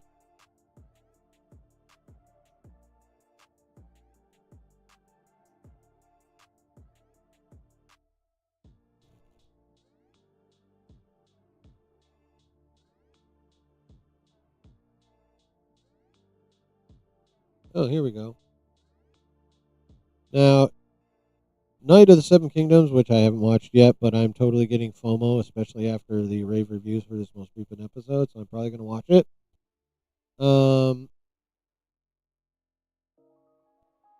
Okay, I already forgot what we were just talking about. Oh, we were just talking about Hemsworth basically confirming he's going to be around for at least 2 more projects. Obviously, that being Secret Wars and Thor 5, and probably in that order. So, yeah, Night of the Seven Kingdoms has people talking about the Game of Thrones universe again. And I'm sure they are hoping that the hype being created by Duncan Egg will transfer to this. House of the Dragon Season 3 has officially been scheduled for a June 2026 release date. Doesn't tell us what day of the fucking month. New trailer drops tomorrow, and that means tomorrow. This post comes from today. So we're getting Hot D Season 3 in June, baby! That's pretty cool. I mean, was Season 2 kind of a bummer? Yeah. I mean, taken individually, the episodes were each great episodes of television. The problem was when you take the season as a whole, they didn't really do much. It was like 8 episodes of setup with a couple fights in there. You haven't seen it yet either? Yeah. I'm starting to get severe FOMO about it. I'm probably going to end up watching it. Like, originally, I had no interest. It's like, you know, a nice little contained story in like a grand universe. I don't want a contained story in a grand universe. I want a grand story in a grand universe. Like, to me, Night of the Seven Kingdoms sounded a lot like the, you know, Game of Thrones version of, Wonder Man. But evidently, I'm wrong about that shit. Yeah, I've heard a lot of good shit about Wonder Man 2. Now, where I'm going to be probably be breaking on Night of the Seven Kingdoms, while Wonder Man got a lot of good reviews, nothing that I saw about Wonder Man comes close to the hype I'm seeing about Night of the Seven Kingdoms. And besides, like, I'm willing to give on Game of Thrones universe because I don't care about it that much. I care about the MCU very much. I care about my cape shit very much. And I want actual cape shit in my cape shit. And Wonder Man barely had any. So, no thank you.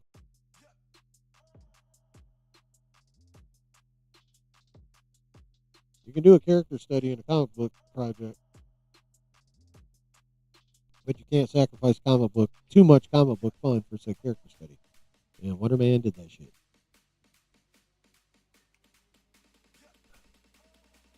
Wonder Man is the Andor of Marvel. That's how I see it, yes. So, but are you guys excited for the Hot D? Or not?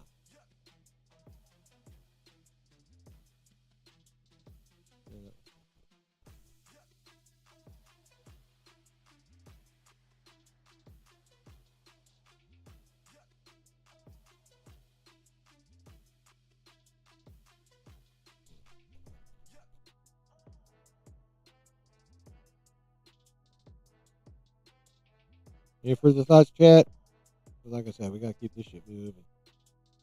Need to watch a recap of House of the Dragon season 2. It was a lot of maneuvering, and someone ended up taking control of the biggest fucking dragon. That's all I really remember. And I'm pretty sure that's all I really need to remember. Like real talk. Yeah, watching a recap would probably be a good idea. Honestly, I probably should. I probably won't, but I probably should. All right, last little bit. Chat. Oh yeah, he gets fucked up. Injured is an understatement. He got fucked up. All right, chat. Last little bit on the whole Netflix, Warner Brothers, Paramount shit, and this is fun. The Justice Department has summoned some of the largest movie theater chains in the U.S. for conversations about the impact of a Warner Brothers sale.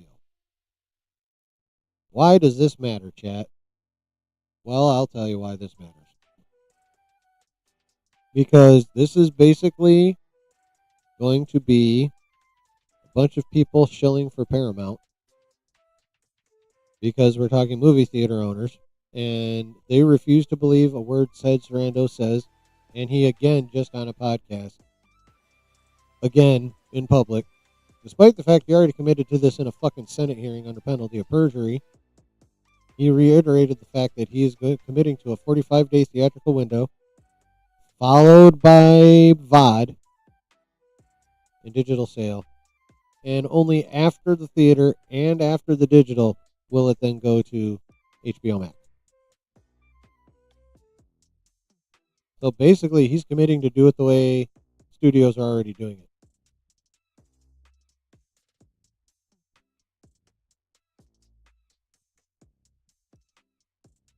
So, but despite that, they refuse to believe a word he says. And theater owners fucking hate Netflix. They hate him. They hate him with a passion. So I guarantee all those conversations about the impact of Warner Brothers sale, their whole line and dance, song and dance for the said impact is going to be Netflix bad, Netflix bad, Netflix bad, Netflix bad, Netflix will kill theaters. Don't believe Ted Sarandos. He's gonna backtrack. He's gonna renege. He's fucking lying, and he's gonna kill theaters if he gets Warner Brothers. That's literally all they're gonna say, repeatedly. Each theater owner. That's what they're gonna say. Every damn one of them. So Paramount's about to get a big push on the regulatory side. Now, even if it doesn't end up working out to where it directly helps Paramount, but it could definitely prevent the government from approving a Netflix deal, which then puts Paramount right back in the running. If they say no to Netflix.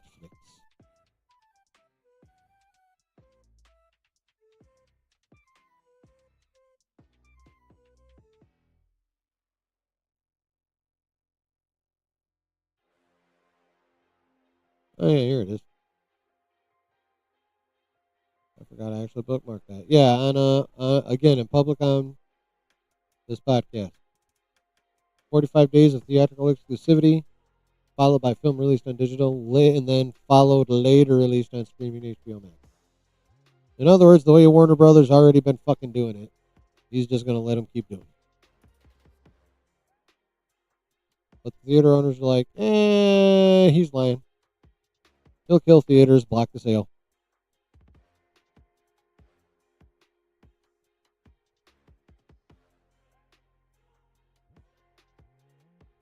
All right, this really doesn't have much to do with much. I just thought this one was kind of fun. Check this shit out, chat. My Time's calling this a scoop. It's more of a rumor.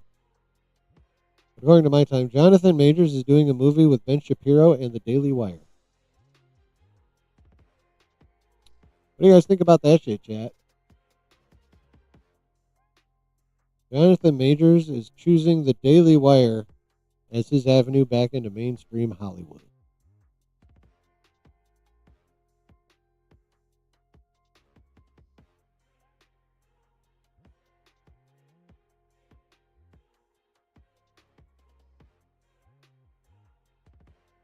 It's not. It's comparable.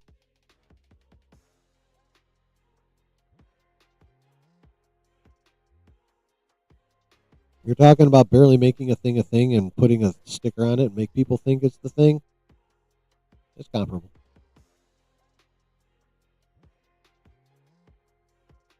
Wonder how long it'll take before final decision is officially made for Warner Brothers. Well, they have Paramount has next Tuesday to make their final and best offer.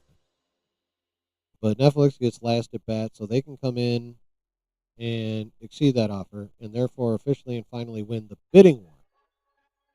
But then they have to get past the government, which is where those theater owners bitching comes in, among many other factors.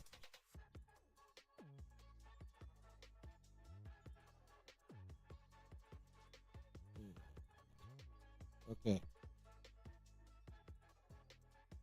All right, chat. A little bit more Spider-Man stuff. Got a little bit more Spider-Man stuff. You ready? We have here, chat, the official, finally, and this is being taken as more evidence that we'll be getting a trailer pretty soon. This is the official log line for Spider-Man Brand New Day. The log line is basically the description that the studio writes to give people an idea what's happening. Log lines come from the studio. So this is like official.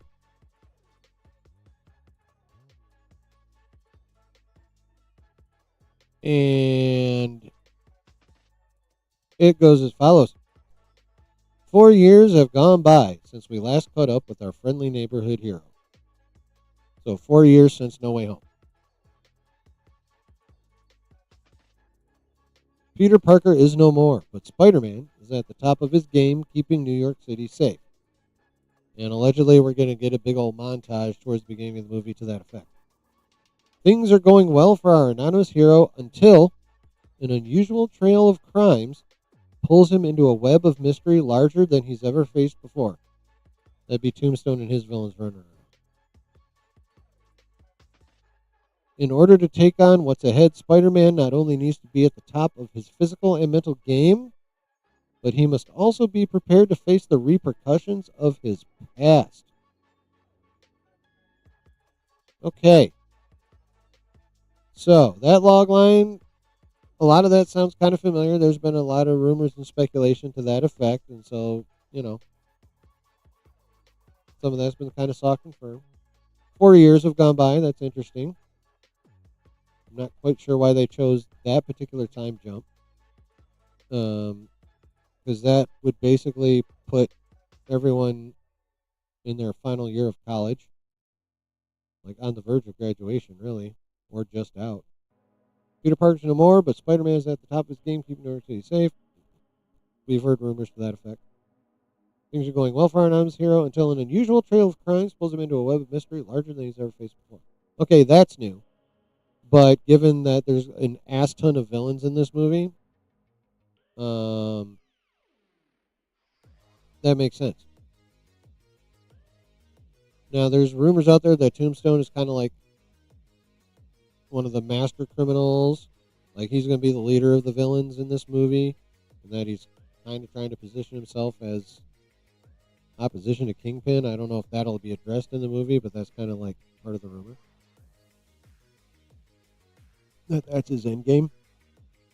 Is being opposition to Fisk and being like, I'm the one that should be running this shit. That kind of thing.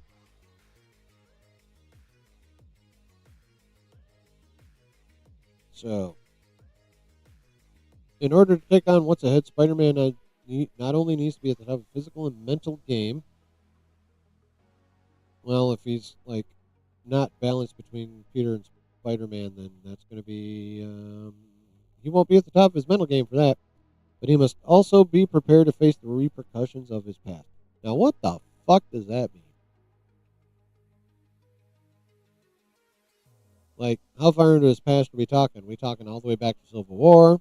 Are we just talking about No Way Home and the decisions that were made there? Like, what are we talking about here with that shit? I mean, it's cool. Your past coming back to bite you in the ass can create some pretty good stakes and some pretty good story and some pretty good conflict in a movie. I'm just curious exactly what those repercussions are and what part of his past they actually come from.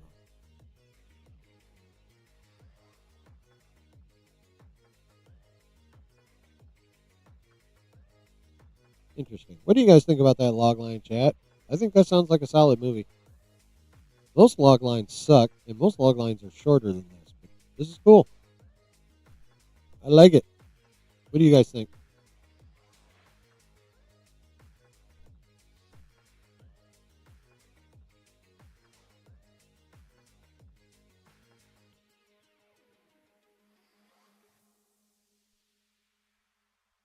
Yeah. Well, that would have to be eventually, though, Brooke, because they still can't have Kingpin in movies because Sony sucks ass.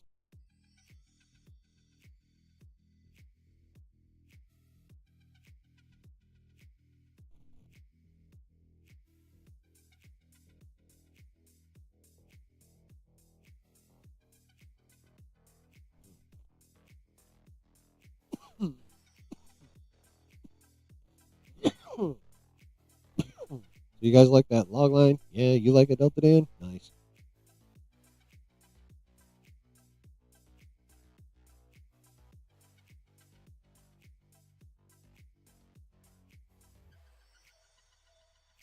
Gotta have my fun too. All right. Well, I think it sounds cool. We got one more little tidbit. Now, this one is a rumor.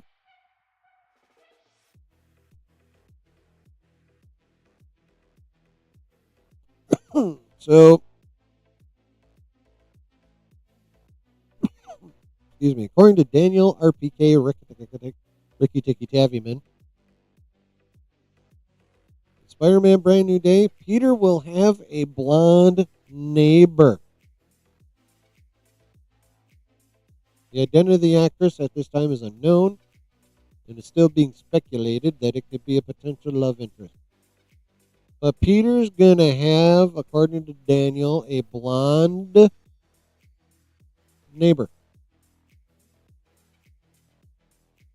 Now, of course, when we hear blonde and neighbor and potential love interest of Peter Parker, no, not Sadie. Different actress. Unknown.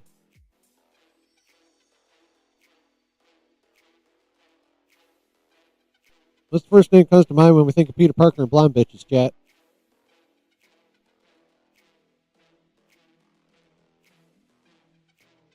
Come on. You know. Say it.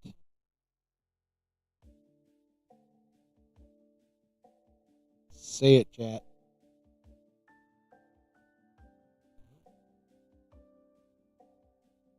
That motherfucking thing just ignored me.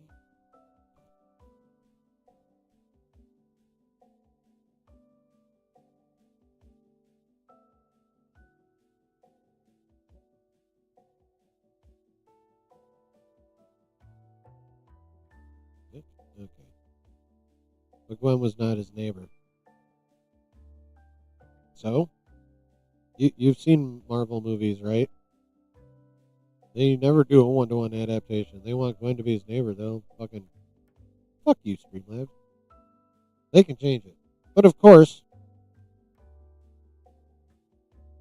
there's no guarantee it's Gwen. It could be, hey, let's create this chick for this movie. Let's create this character. You know, because there are already rumors that MJ's going to have a new boyfriend. And there are even some rumors out there that he's going to be played by Iman Esfandiari, the homie that played Ezra Bridger in Ahsoka. Or plays Iman I don't remember his fucking name. Ezra goddamn Bridger is supposed to be MJ's boyfriend. In this movie. So, pretty sure he's going to be an original character. So if they're going to give MJ an original character boyfriend, and I could be wrong about that, but I think he is. If they're going to give MJ an original character boyfriend, why not give Peter an original character, you know, girlfriend, flirt, partner, whatever you want to, you know, whatever they end up doing with her and him. Yes, our minds immediately will go to Gwen Stacy because we're nerds. And blondes and Peter generally means Gwen. But doesn't have to be. Could be. Does not have to be. Honestly, probably won't be, in my opinion.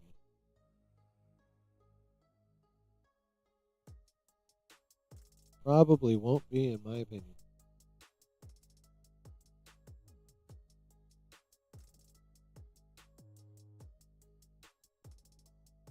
What do you guys think? Think it's going to be Gwen? Think it's going to be a different character?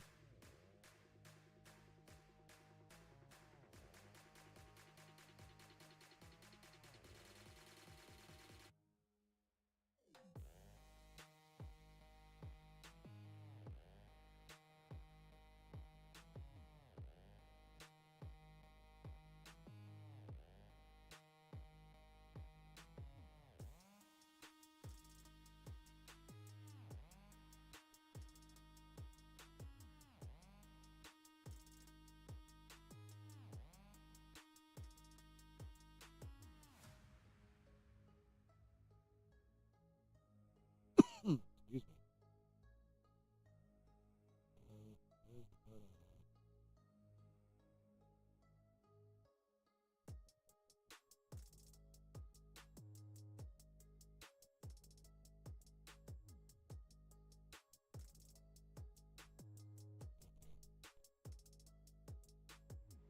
Could be Black Cat. Oh, yeah. Could be a Felicia Hardy.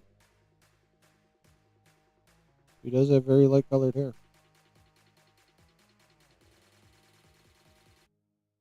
That is true.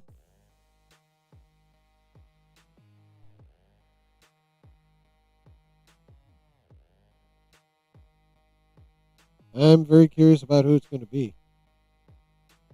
Even if we find out the actress and not the character name, there is potential that even knowing who the actress is could point us in the right direction. You know what I mean?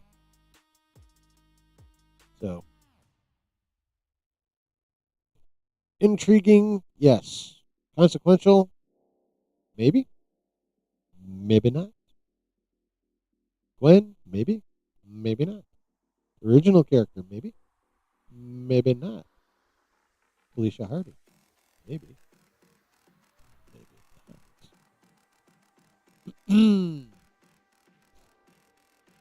All right, chat. We are now moving on to our last couple things of the evening. First things first. Y'all remember a few months back, a couple months back, maybe just.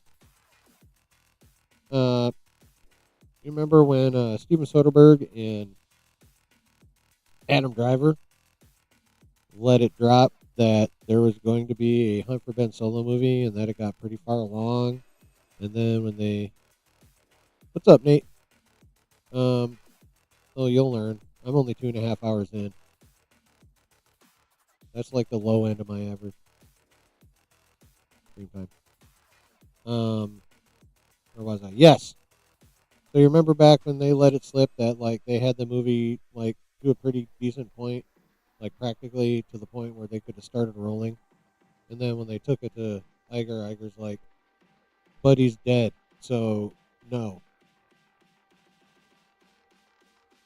Well, in an interview with BK Mag, he was asked about that. And he had a little more to say. He elaborated on it a little more, I guess you could say. Like some of it's familiar, but yeah. He spoke on it a little more. So let's see what he says when he's asked about it.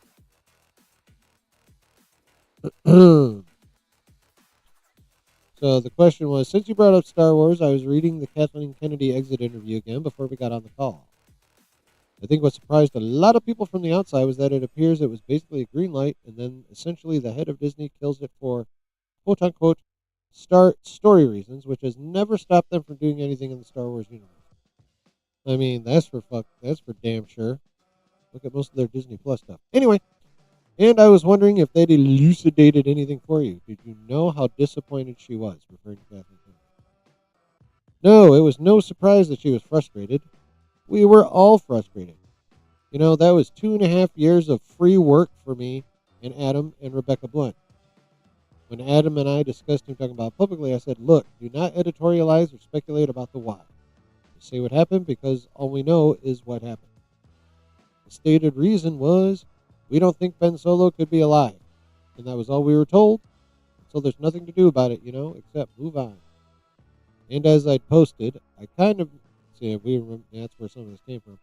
I'd kind of made the movie in my head and just felt bad that nobody else was going to get to see it. Yeah, I remember that quote. I thought the conversation was strictly going to be a practical one. Where they go, what is this going to cost? And I had really good answer for that, but it never even got to that point. It's insane. We're all very disappointed.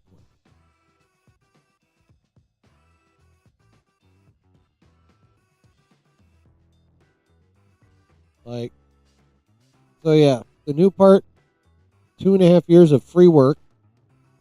Now, obviously, this was not the only project he was working on. Like, Soderbergh is never only working on one project. He was splitting time between a few. But the time he dedicated to the Ben Solo movie, The Hunt for Ben Solo, happened over the course of 2.5 years. And no one was getting paid. And, he wasn't getting paid for that shit. I'm pretty sure there's a separate screenwriter that actually did submit a finished screenplay. That motherfucker got paid. So, this thing was ready to go. It had a completed script. They were in pre-production.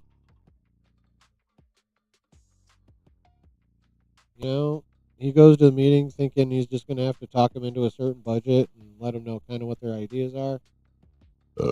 But they're like, he's fucking dead. No.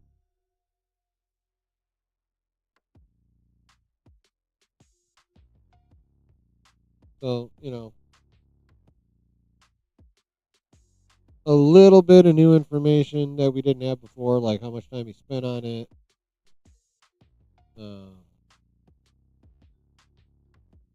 What he thought the conversation was going to be and what it ended up being.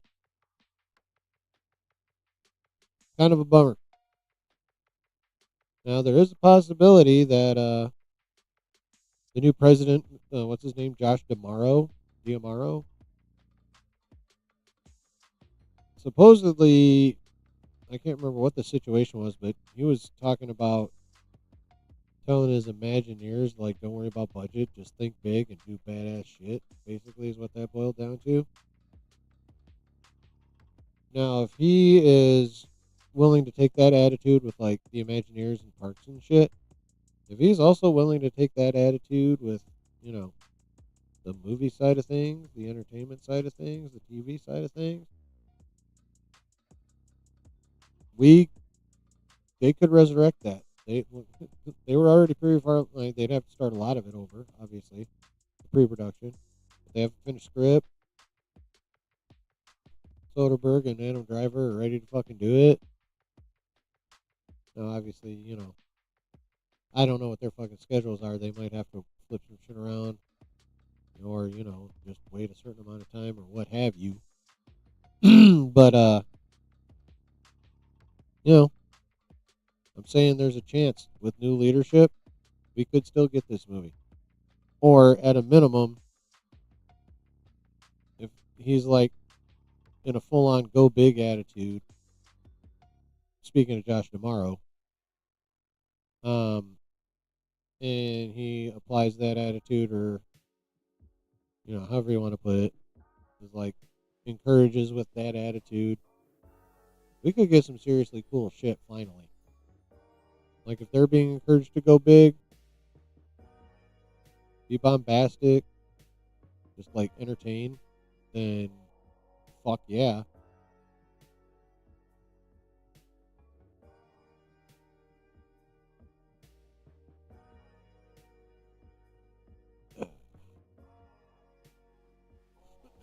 So there's a bit of hope there, but yeah, like basically what it boils down to is Soderbergh was like, you know, kind of Justin, hold on, you got to chat a couple times before Streamlabs will recognize your existence, and then I'll be able to give you some points. You got here just in time. We're about to talk about some Star Wars. Actually, I already am. We're about to talk about some more Star Wars. So yeah, Soderbergh basically was like, Disney fucked us.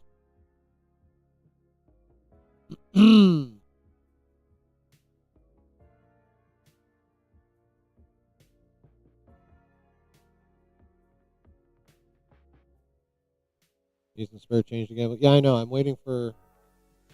It takes Streamlabs forever to recognize when they come into somewhere new. I don't know why.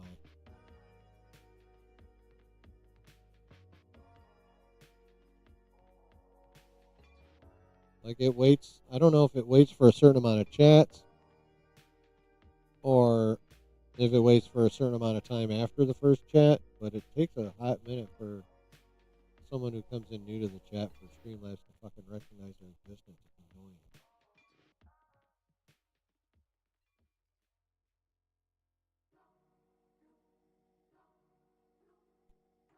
No, why Star Wars? Because it's trending this week. That's why.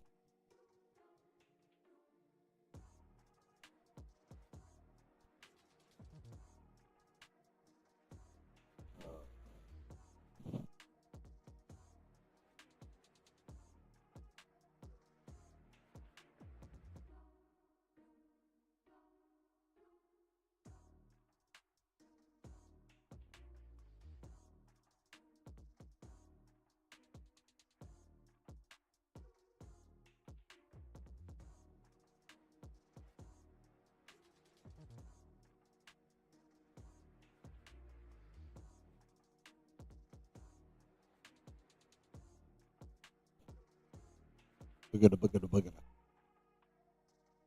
So, yep. All right, guys. Last thing. We're going to go over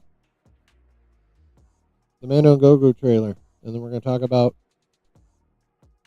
how it may or may not affect shit going forward.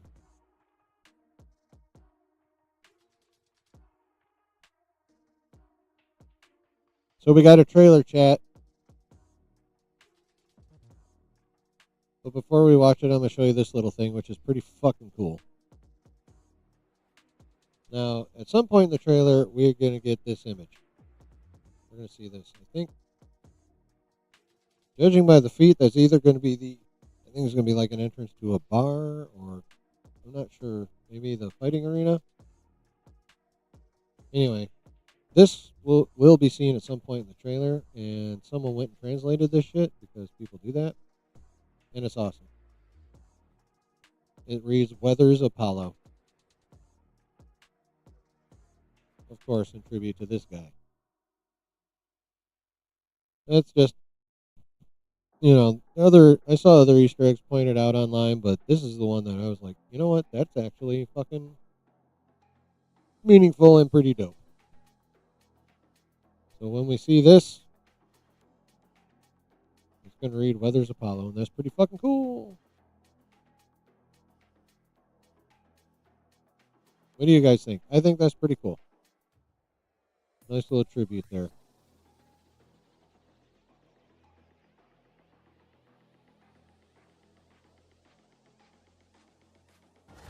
You motherfucker. Why do you always... Anyway. Pitch for Star Wars. End the story in 2 movies. Go way back to the Old Republic of movies and reboot the story we already know in TV form in like 5 to 10 years. Start with young Qui-Gon.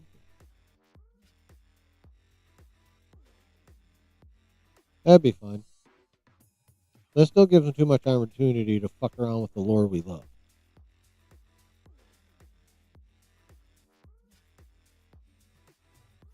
I agree with Papa Josh on this one.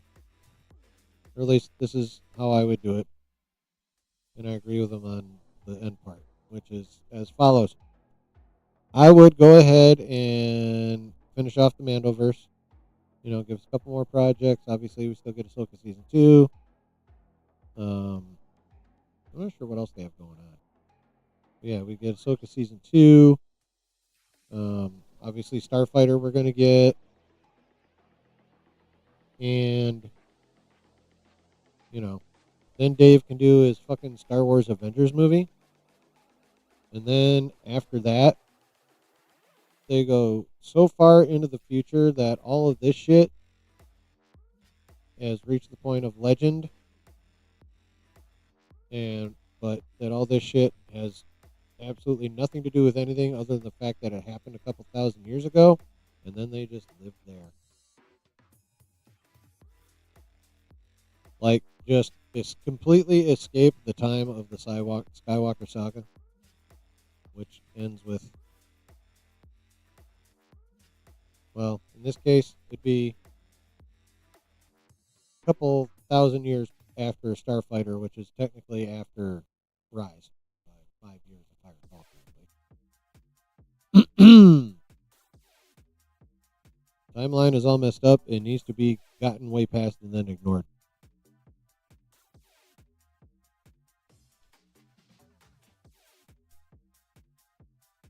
They need to be done fucking around in this part of the timeline. What I love, like, don't get me wrong. If they want to do cool shit with, post Jedi era like Luke and have him actually be dope, okay. But, outside of that, and I don't even want too much of that. Like, honestly, I used to. I don't anymore. I want him to get this era done and then just go like millennia into the future.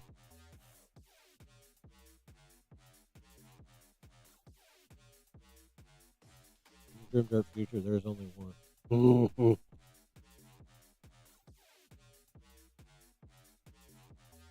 Yeah. Well, see, you don't have to let it die. You just fast forward it a couple thousand years and call it a day. All right.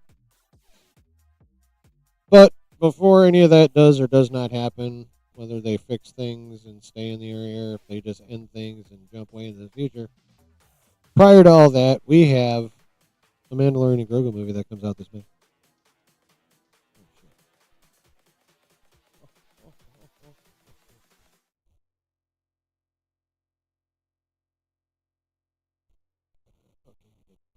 and they dropped a trailer for it. Now, this is what we're about to watch is what we thought we were getting at the Super Bowl, should have gotten at the Super Bowl, instead of what we did get, which was a commercial for Grogu toys and a throwback to a 30-year-old fucking Super Bowl beer commercial that only people my age would recognize or older. The homage.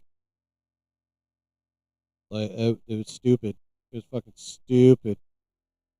It was ridiculously stupid.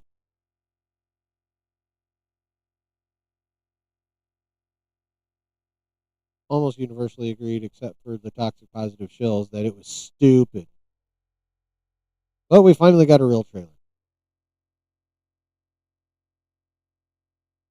So let's check that shit out and talk about it for a little while.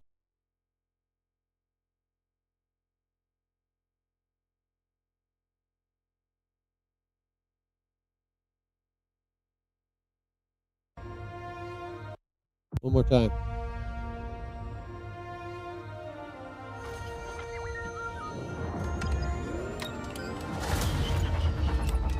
Hey, never touch the buttons. You know what?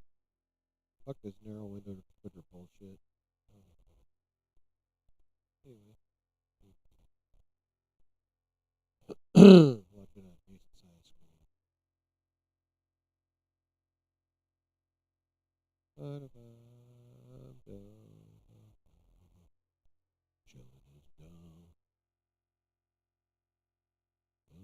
Dumb.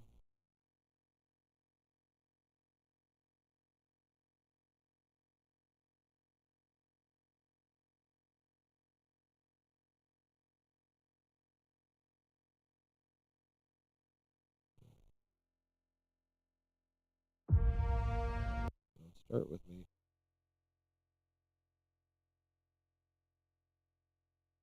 There we go. Oh, that's so much better looking. Look, chat, widescreen. All right, here we go.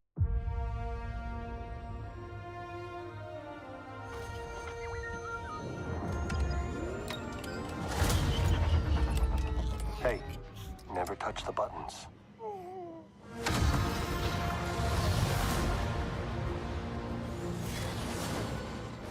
I can use some information. Whoa, for this price, I'll tell you whatever you want. I'm looking for a hut.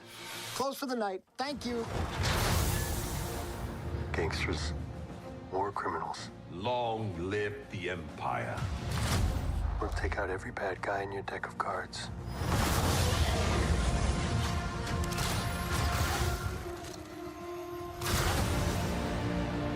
This isn't about revenge.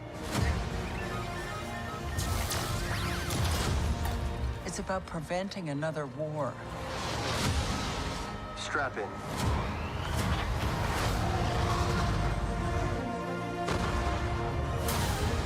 You will suffer. And then it will be his turn. Before going into harm's way, check your armor. The kid will live centuries beyond me. I won't always be around to protect him. Are you scared? You should be. Do we run? Or do we fight? I like this kid.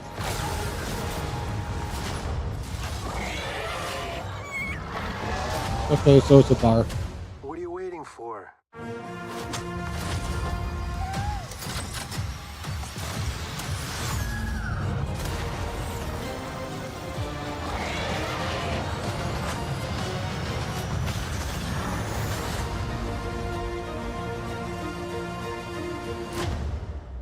Let's save the rest for after dinner.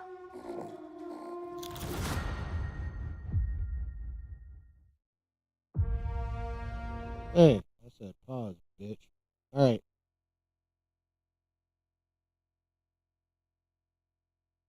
Overall, chat, just real quick. Overall, we'll go back through this a little bit, but actually, you know what? We'll go back through this the whole time. All right. So, This is not gonna be like a breakdown. We're not gonna go balls deep in this shit. We're just gonna I just want to talk about a couple different things in this trailer. First of all, this part I like.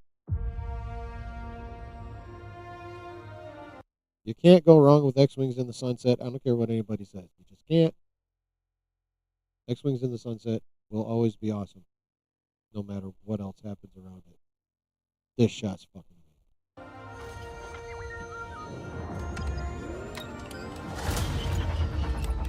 Hey, never touch the buttons. And classic Mando Grogu moment. They've been doing that shit since season 1. All right, I am brain farting. What the fuck is the name of his ship again? Someone help me out with that, chat. I can use some information. Whoa, for this price, I'll tell you whatever you want. I'm looking for a hut. Close for the night. Thank you.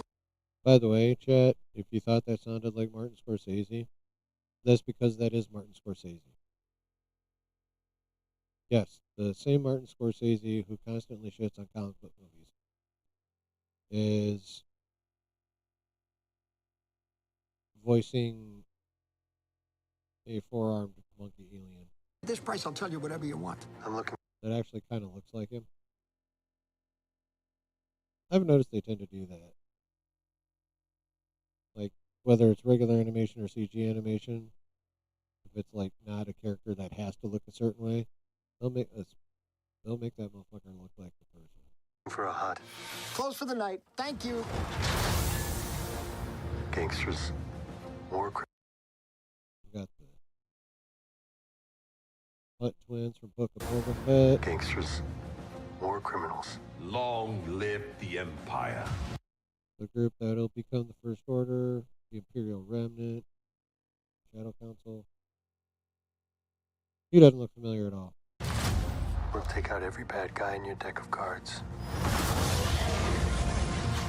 Okay, now, Din doing Mandalorian things to people. Razor Crest, thank you. Din doing Mandalorian things to people is always cool to see.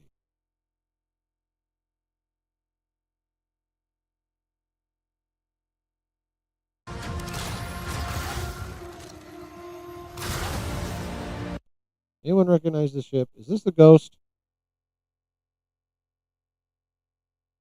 What ship is this? Why does this ship look familiar? Can any of you help me out with that shit? Because these are all X-Wings, but this is not an X-Wing. This ship looks so familiar, but I can't fucking place it. Chat, if any of you can place it, please help me out with that. I can't place it. This isn't about revenge. It's about preventing another war. No. I would love to know who these belong to. These droids and these ships. Strap in.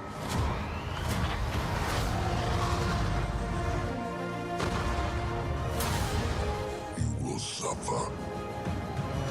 Then we have Embo from the fucking Clone Wars. That's Bo-Katan's ship? Are you sure?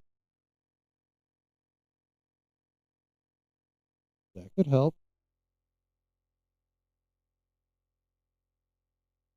I mean, it probably wouldn't really help the movie, like, overall much, but it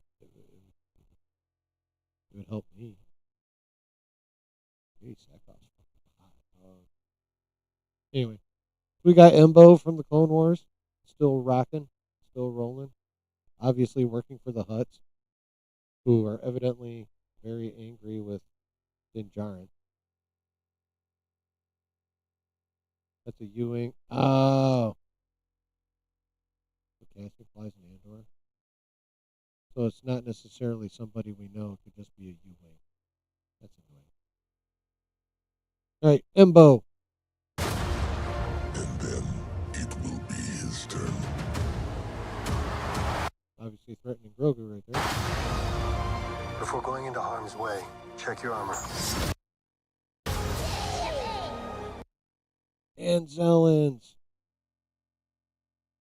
I don't care if none of them are Babu Frick. I personally love me some Anzellans. I understand if people don't. Like, That's not something I'm not going to argue with anyone about whether Anzellans should or shouldn't be liked. Like, I get it if you don't, but I do. Anzellans are dope. The kid will live centuries beyond me. I won't always be around to protect him. And here we have Rada the Hutt on roids. Are you scared? You should be. Okay, chat, correct me if I'm wrong, and I only really just put this together just now. What up, Lou? Oh, shit, I forgot to see if Justin is... Alright, as soon as we get done with the trailer, then I'll check on Justin. Hang out for a few, Lou. I got gambling working, but it takes Streamlabs forever to fucking recognize that you're here. So, chat, I only just now thought of this, like just now. Like just now. What if, considering, you know, he was in front of the Twin Hutts, what if they pulled a Jabba and dropped him into this pit with this monster the way Jabba dropped Luke in with the Rancor? Yes, Nate, that is a big problem. What do you guys think? You think that's what this is? You think this is their homage to the Rancor in Return of the Jedi? Angry Hutt drops person into pit with monster. Except this time it's a big old snake-looking thing with big old teeth. It's called fangs. I don't know. What do you guys think? I think it's possible. I'm not saying it is, but I think it could be. Do we run? Or do we fight? Oh, that was sad. I like this kid. The action looks cool. What are you waiting for?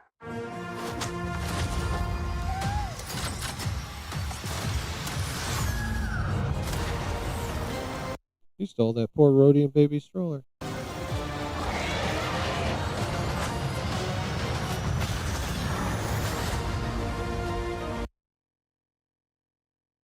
And I always have and always will fucking hate this stupid ass looking title. I hate this title card. I think this title card sucks balls. Moving on. Let's save the rest for after dinner.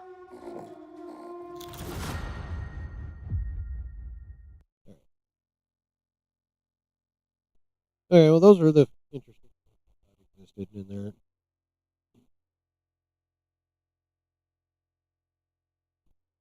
Damn, it still hasn't even hit 10 million views yet.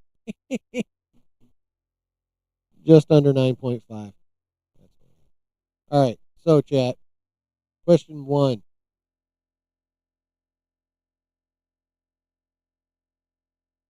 Did that trailer do it for you? Did it increase your hype for this movie in any way, shape, or form? Oh, you're both in there. All right, Jay and Lou, you're both in. I'm about to hook y'all up. With the starting amount.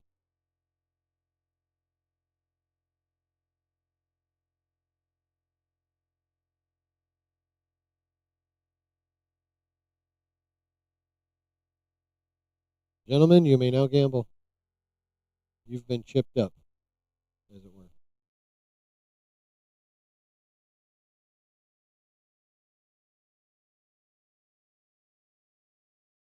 The first trailer was better.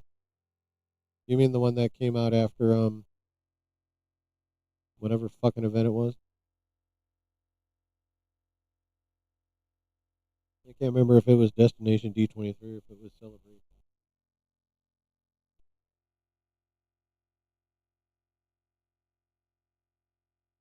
You can't wait for it was a shit show episode for this movie. I can't wait for the pitch meeting, I'll tell you that. Pitch meeting for this movie is going to be fucking amazing.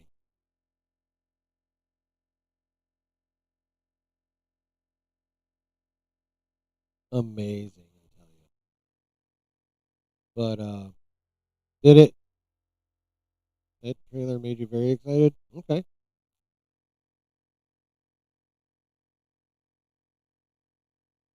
It was a shit show channel. Yeah, I have no idea what you're talking about. Are they like pitch meeting but more rude? That's kind of the vibe I'm getting, but I correct me if I'm wrong.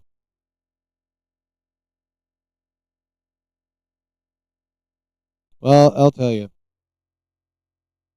What that trailer did for me was confirm that this is what will probably be a fun and entertaining movie, which will tie into the Mandoverse because it's the Mandoverse. It'll tie into what Dave's doing. I mean, there was hints of that in the trailer already. Um,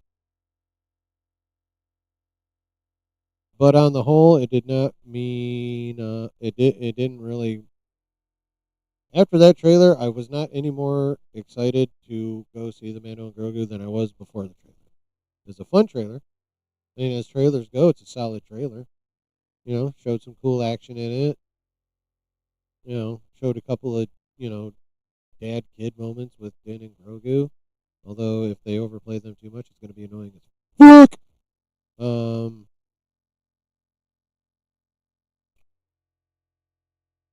But yeah, to me, it didn't really move the needle. I don't know how much it moved the needle for you guys, Travis. It seemed to move your needle. Sweet. But in the bigger picture, do you guys think that trailer is going to move the needle for casuals? Like it'll appeal to families,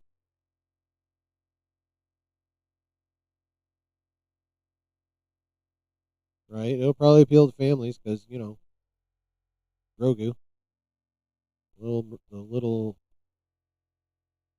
king of merchandising that he is, you know. But will it appeal to hardcore general audiences who probably lost a lot of enthusiasm for the Mandalorian after season 3, which was highly disappointing? Well, is that going to be enough to woo those people back? Will it be enough to get casuals interested who are only barely familiar with this shit? You know, I don't think so. I don't think the trailer was good enough to do that. I think it was a decent trailer, solid, serviceable. You know, showed us some cool shit, but as for something that's going to generate the level of hype that this movie needs, especially considering that the overall marketing to this point has been like mid to abysmal. Like, is this trailer going to be enough to overcome all that shit for like casuals and the general audience? I don't think so. I mean, I still like Star Wars enough to give each new project a shot. I'm going to go to the theater and watch this fucking movie. But I'm not like hyped to get to the theater. I'm like, ooh, I can't wait for May 20, whatever the fuck it is that this thing comes out. Like, I'm not counting the minutes. I'm not counting the days till this movie comes out. Right? I'm not hype. I'm interested. I think it's going to be fun. I think I'll enjoy myself in the theater. But I don't think this is in any way, shape, or form signaling the beginning of the comeback for Star Wars. It's not, definitely not doing that. I don't think it's barely generating hype for people that like Star Wars.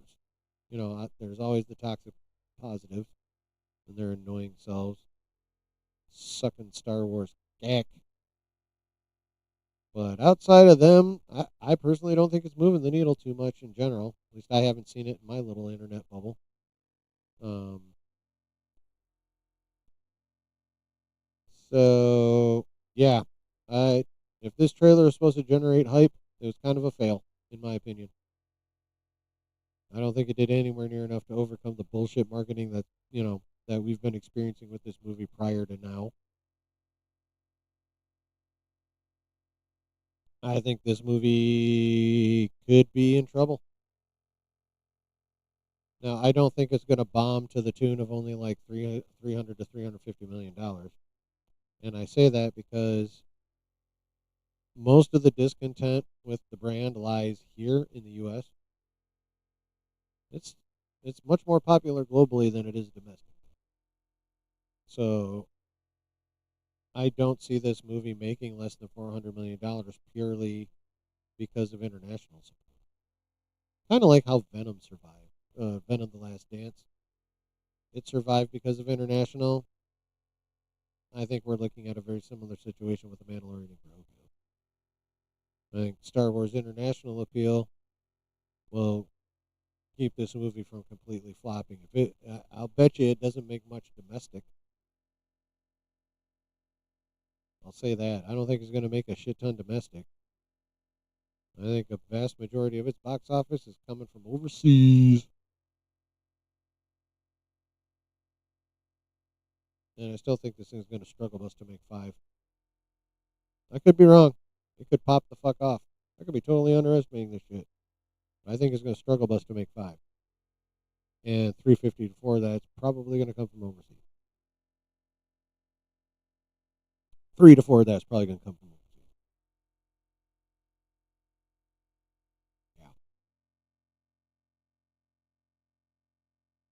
I think this movie's in trouble. Star Wars been in trouble. I mean, only the willfully ignorant could deny that Star Wars is in trouble and has been in trouble for a while.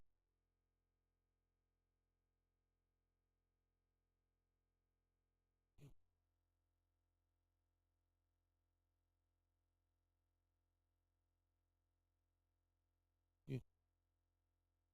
So that's what I think, chat. Decent trailer, nowhere near enough to overcome the lack of hype for this movie. Overall. What do you guys think? And if you've made it this long on the replay, first of all, thank you so much. Thank you. And also leave comments below.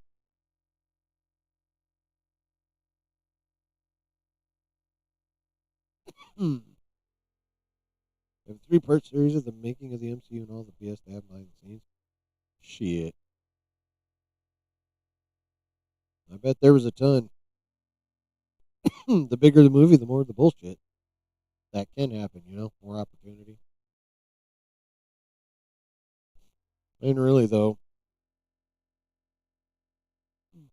there are always exceptions to every rule, but generally speaking, and again, this is not 100% of the time, but generally speaking, behind the scenes during the making of a movie is always a shit show of every movie. The extent may be greater or lesser, but making a movie is a shit show. Do I know this from personal experience? No. I know this from listening to insiders. People that have been around the business for decades. And according to them, it's always a shit show when you're making a movie. It's just the severity of the shit show, the extent of the shit show will vary. I'll bet you there's some pretty big ones in the MCU because those are big fucking movies. I would not be surprised. Maybe they could surprise me, but I doubt it. I have a very cynical view of Hollywood, and there isn't much that could happen in that town that would shock me.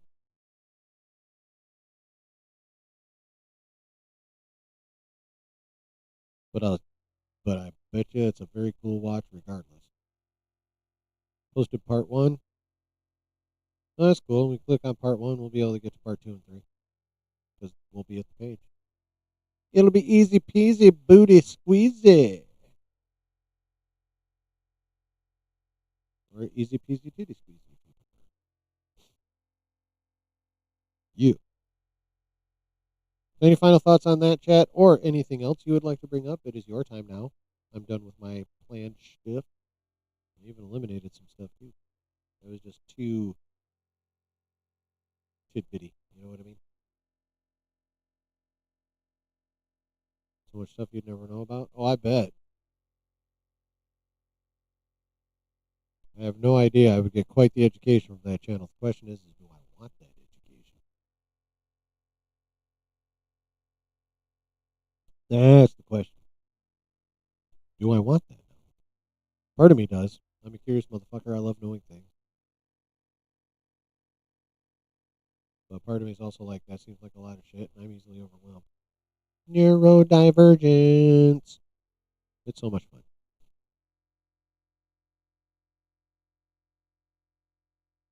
No reason the juice.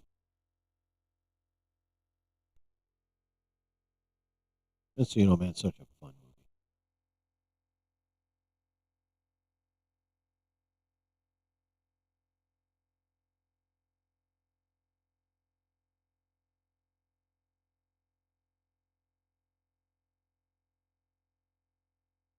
Speaking of Jaws, Fast and Furious entire franchise. Oh, we already know Fast and Furious movies are a shit show.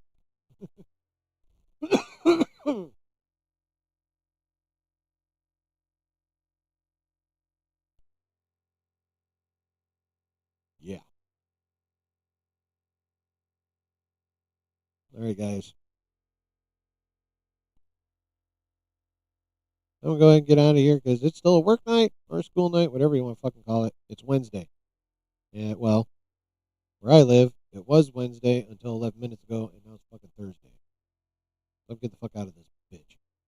You guys have been awesome, as usual. You guys are always awesome. But, yeah, hanging out for, again, another 3-hour stream up in this bitch. I really appreciate you guys being here. I appreciate you hanging out.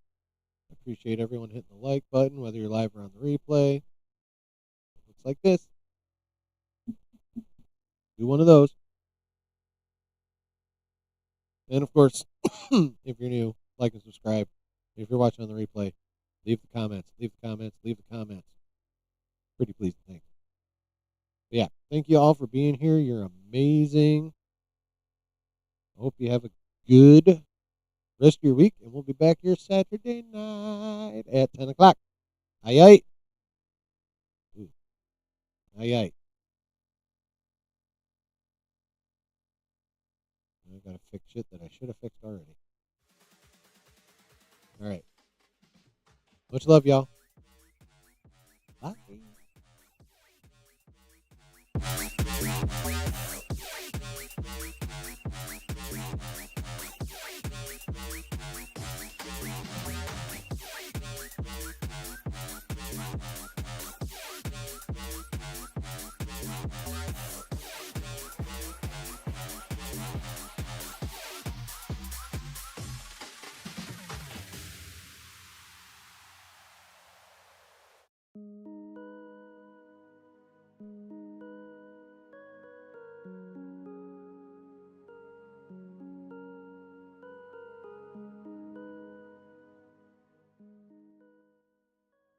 Yeah, we're doing the quick outro tonight.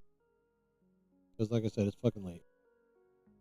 But thank y'all for being here. Thank you for being the amazing community that you are. Thanks for being active in chat. If you're on the replay, thanks for leaving comments. Thank you in advance. Y'all are the dopest. I hope you always realize that. Hope you have a good rest of your week. Please come back Saturday night at 10 p.m. Eastern. And remember this while you are out and about in life. Wherever you're at and whoever you're with, always keep it nerdy. Much love, y'all. Thank you very much. Peace.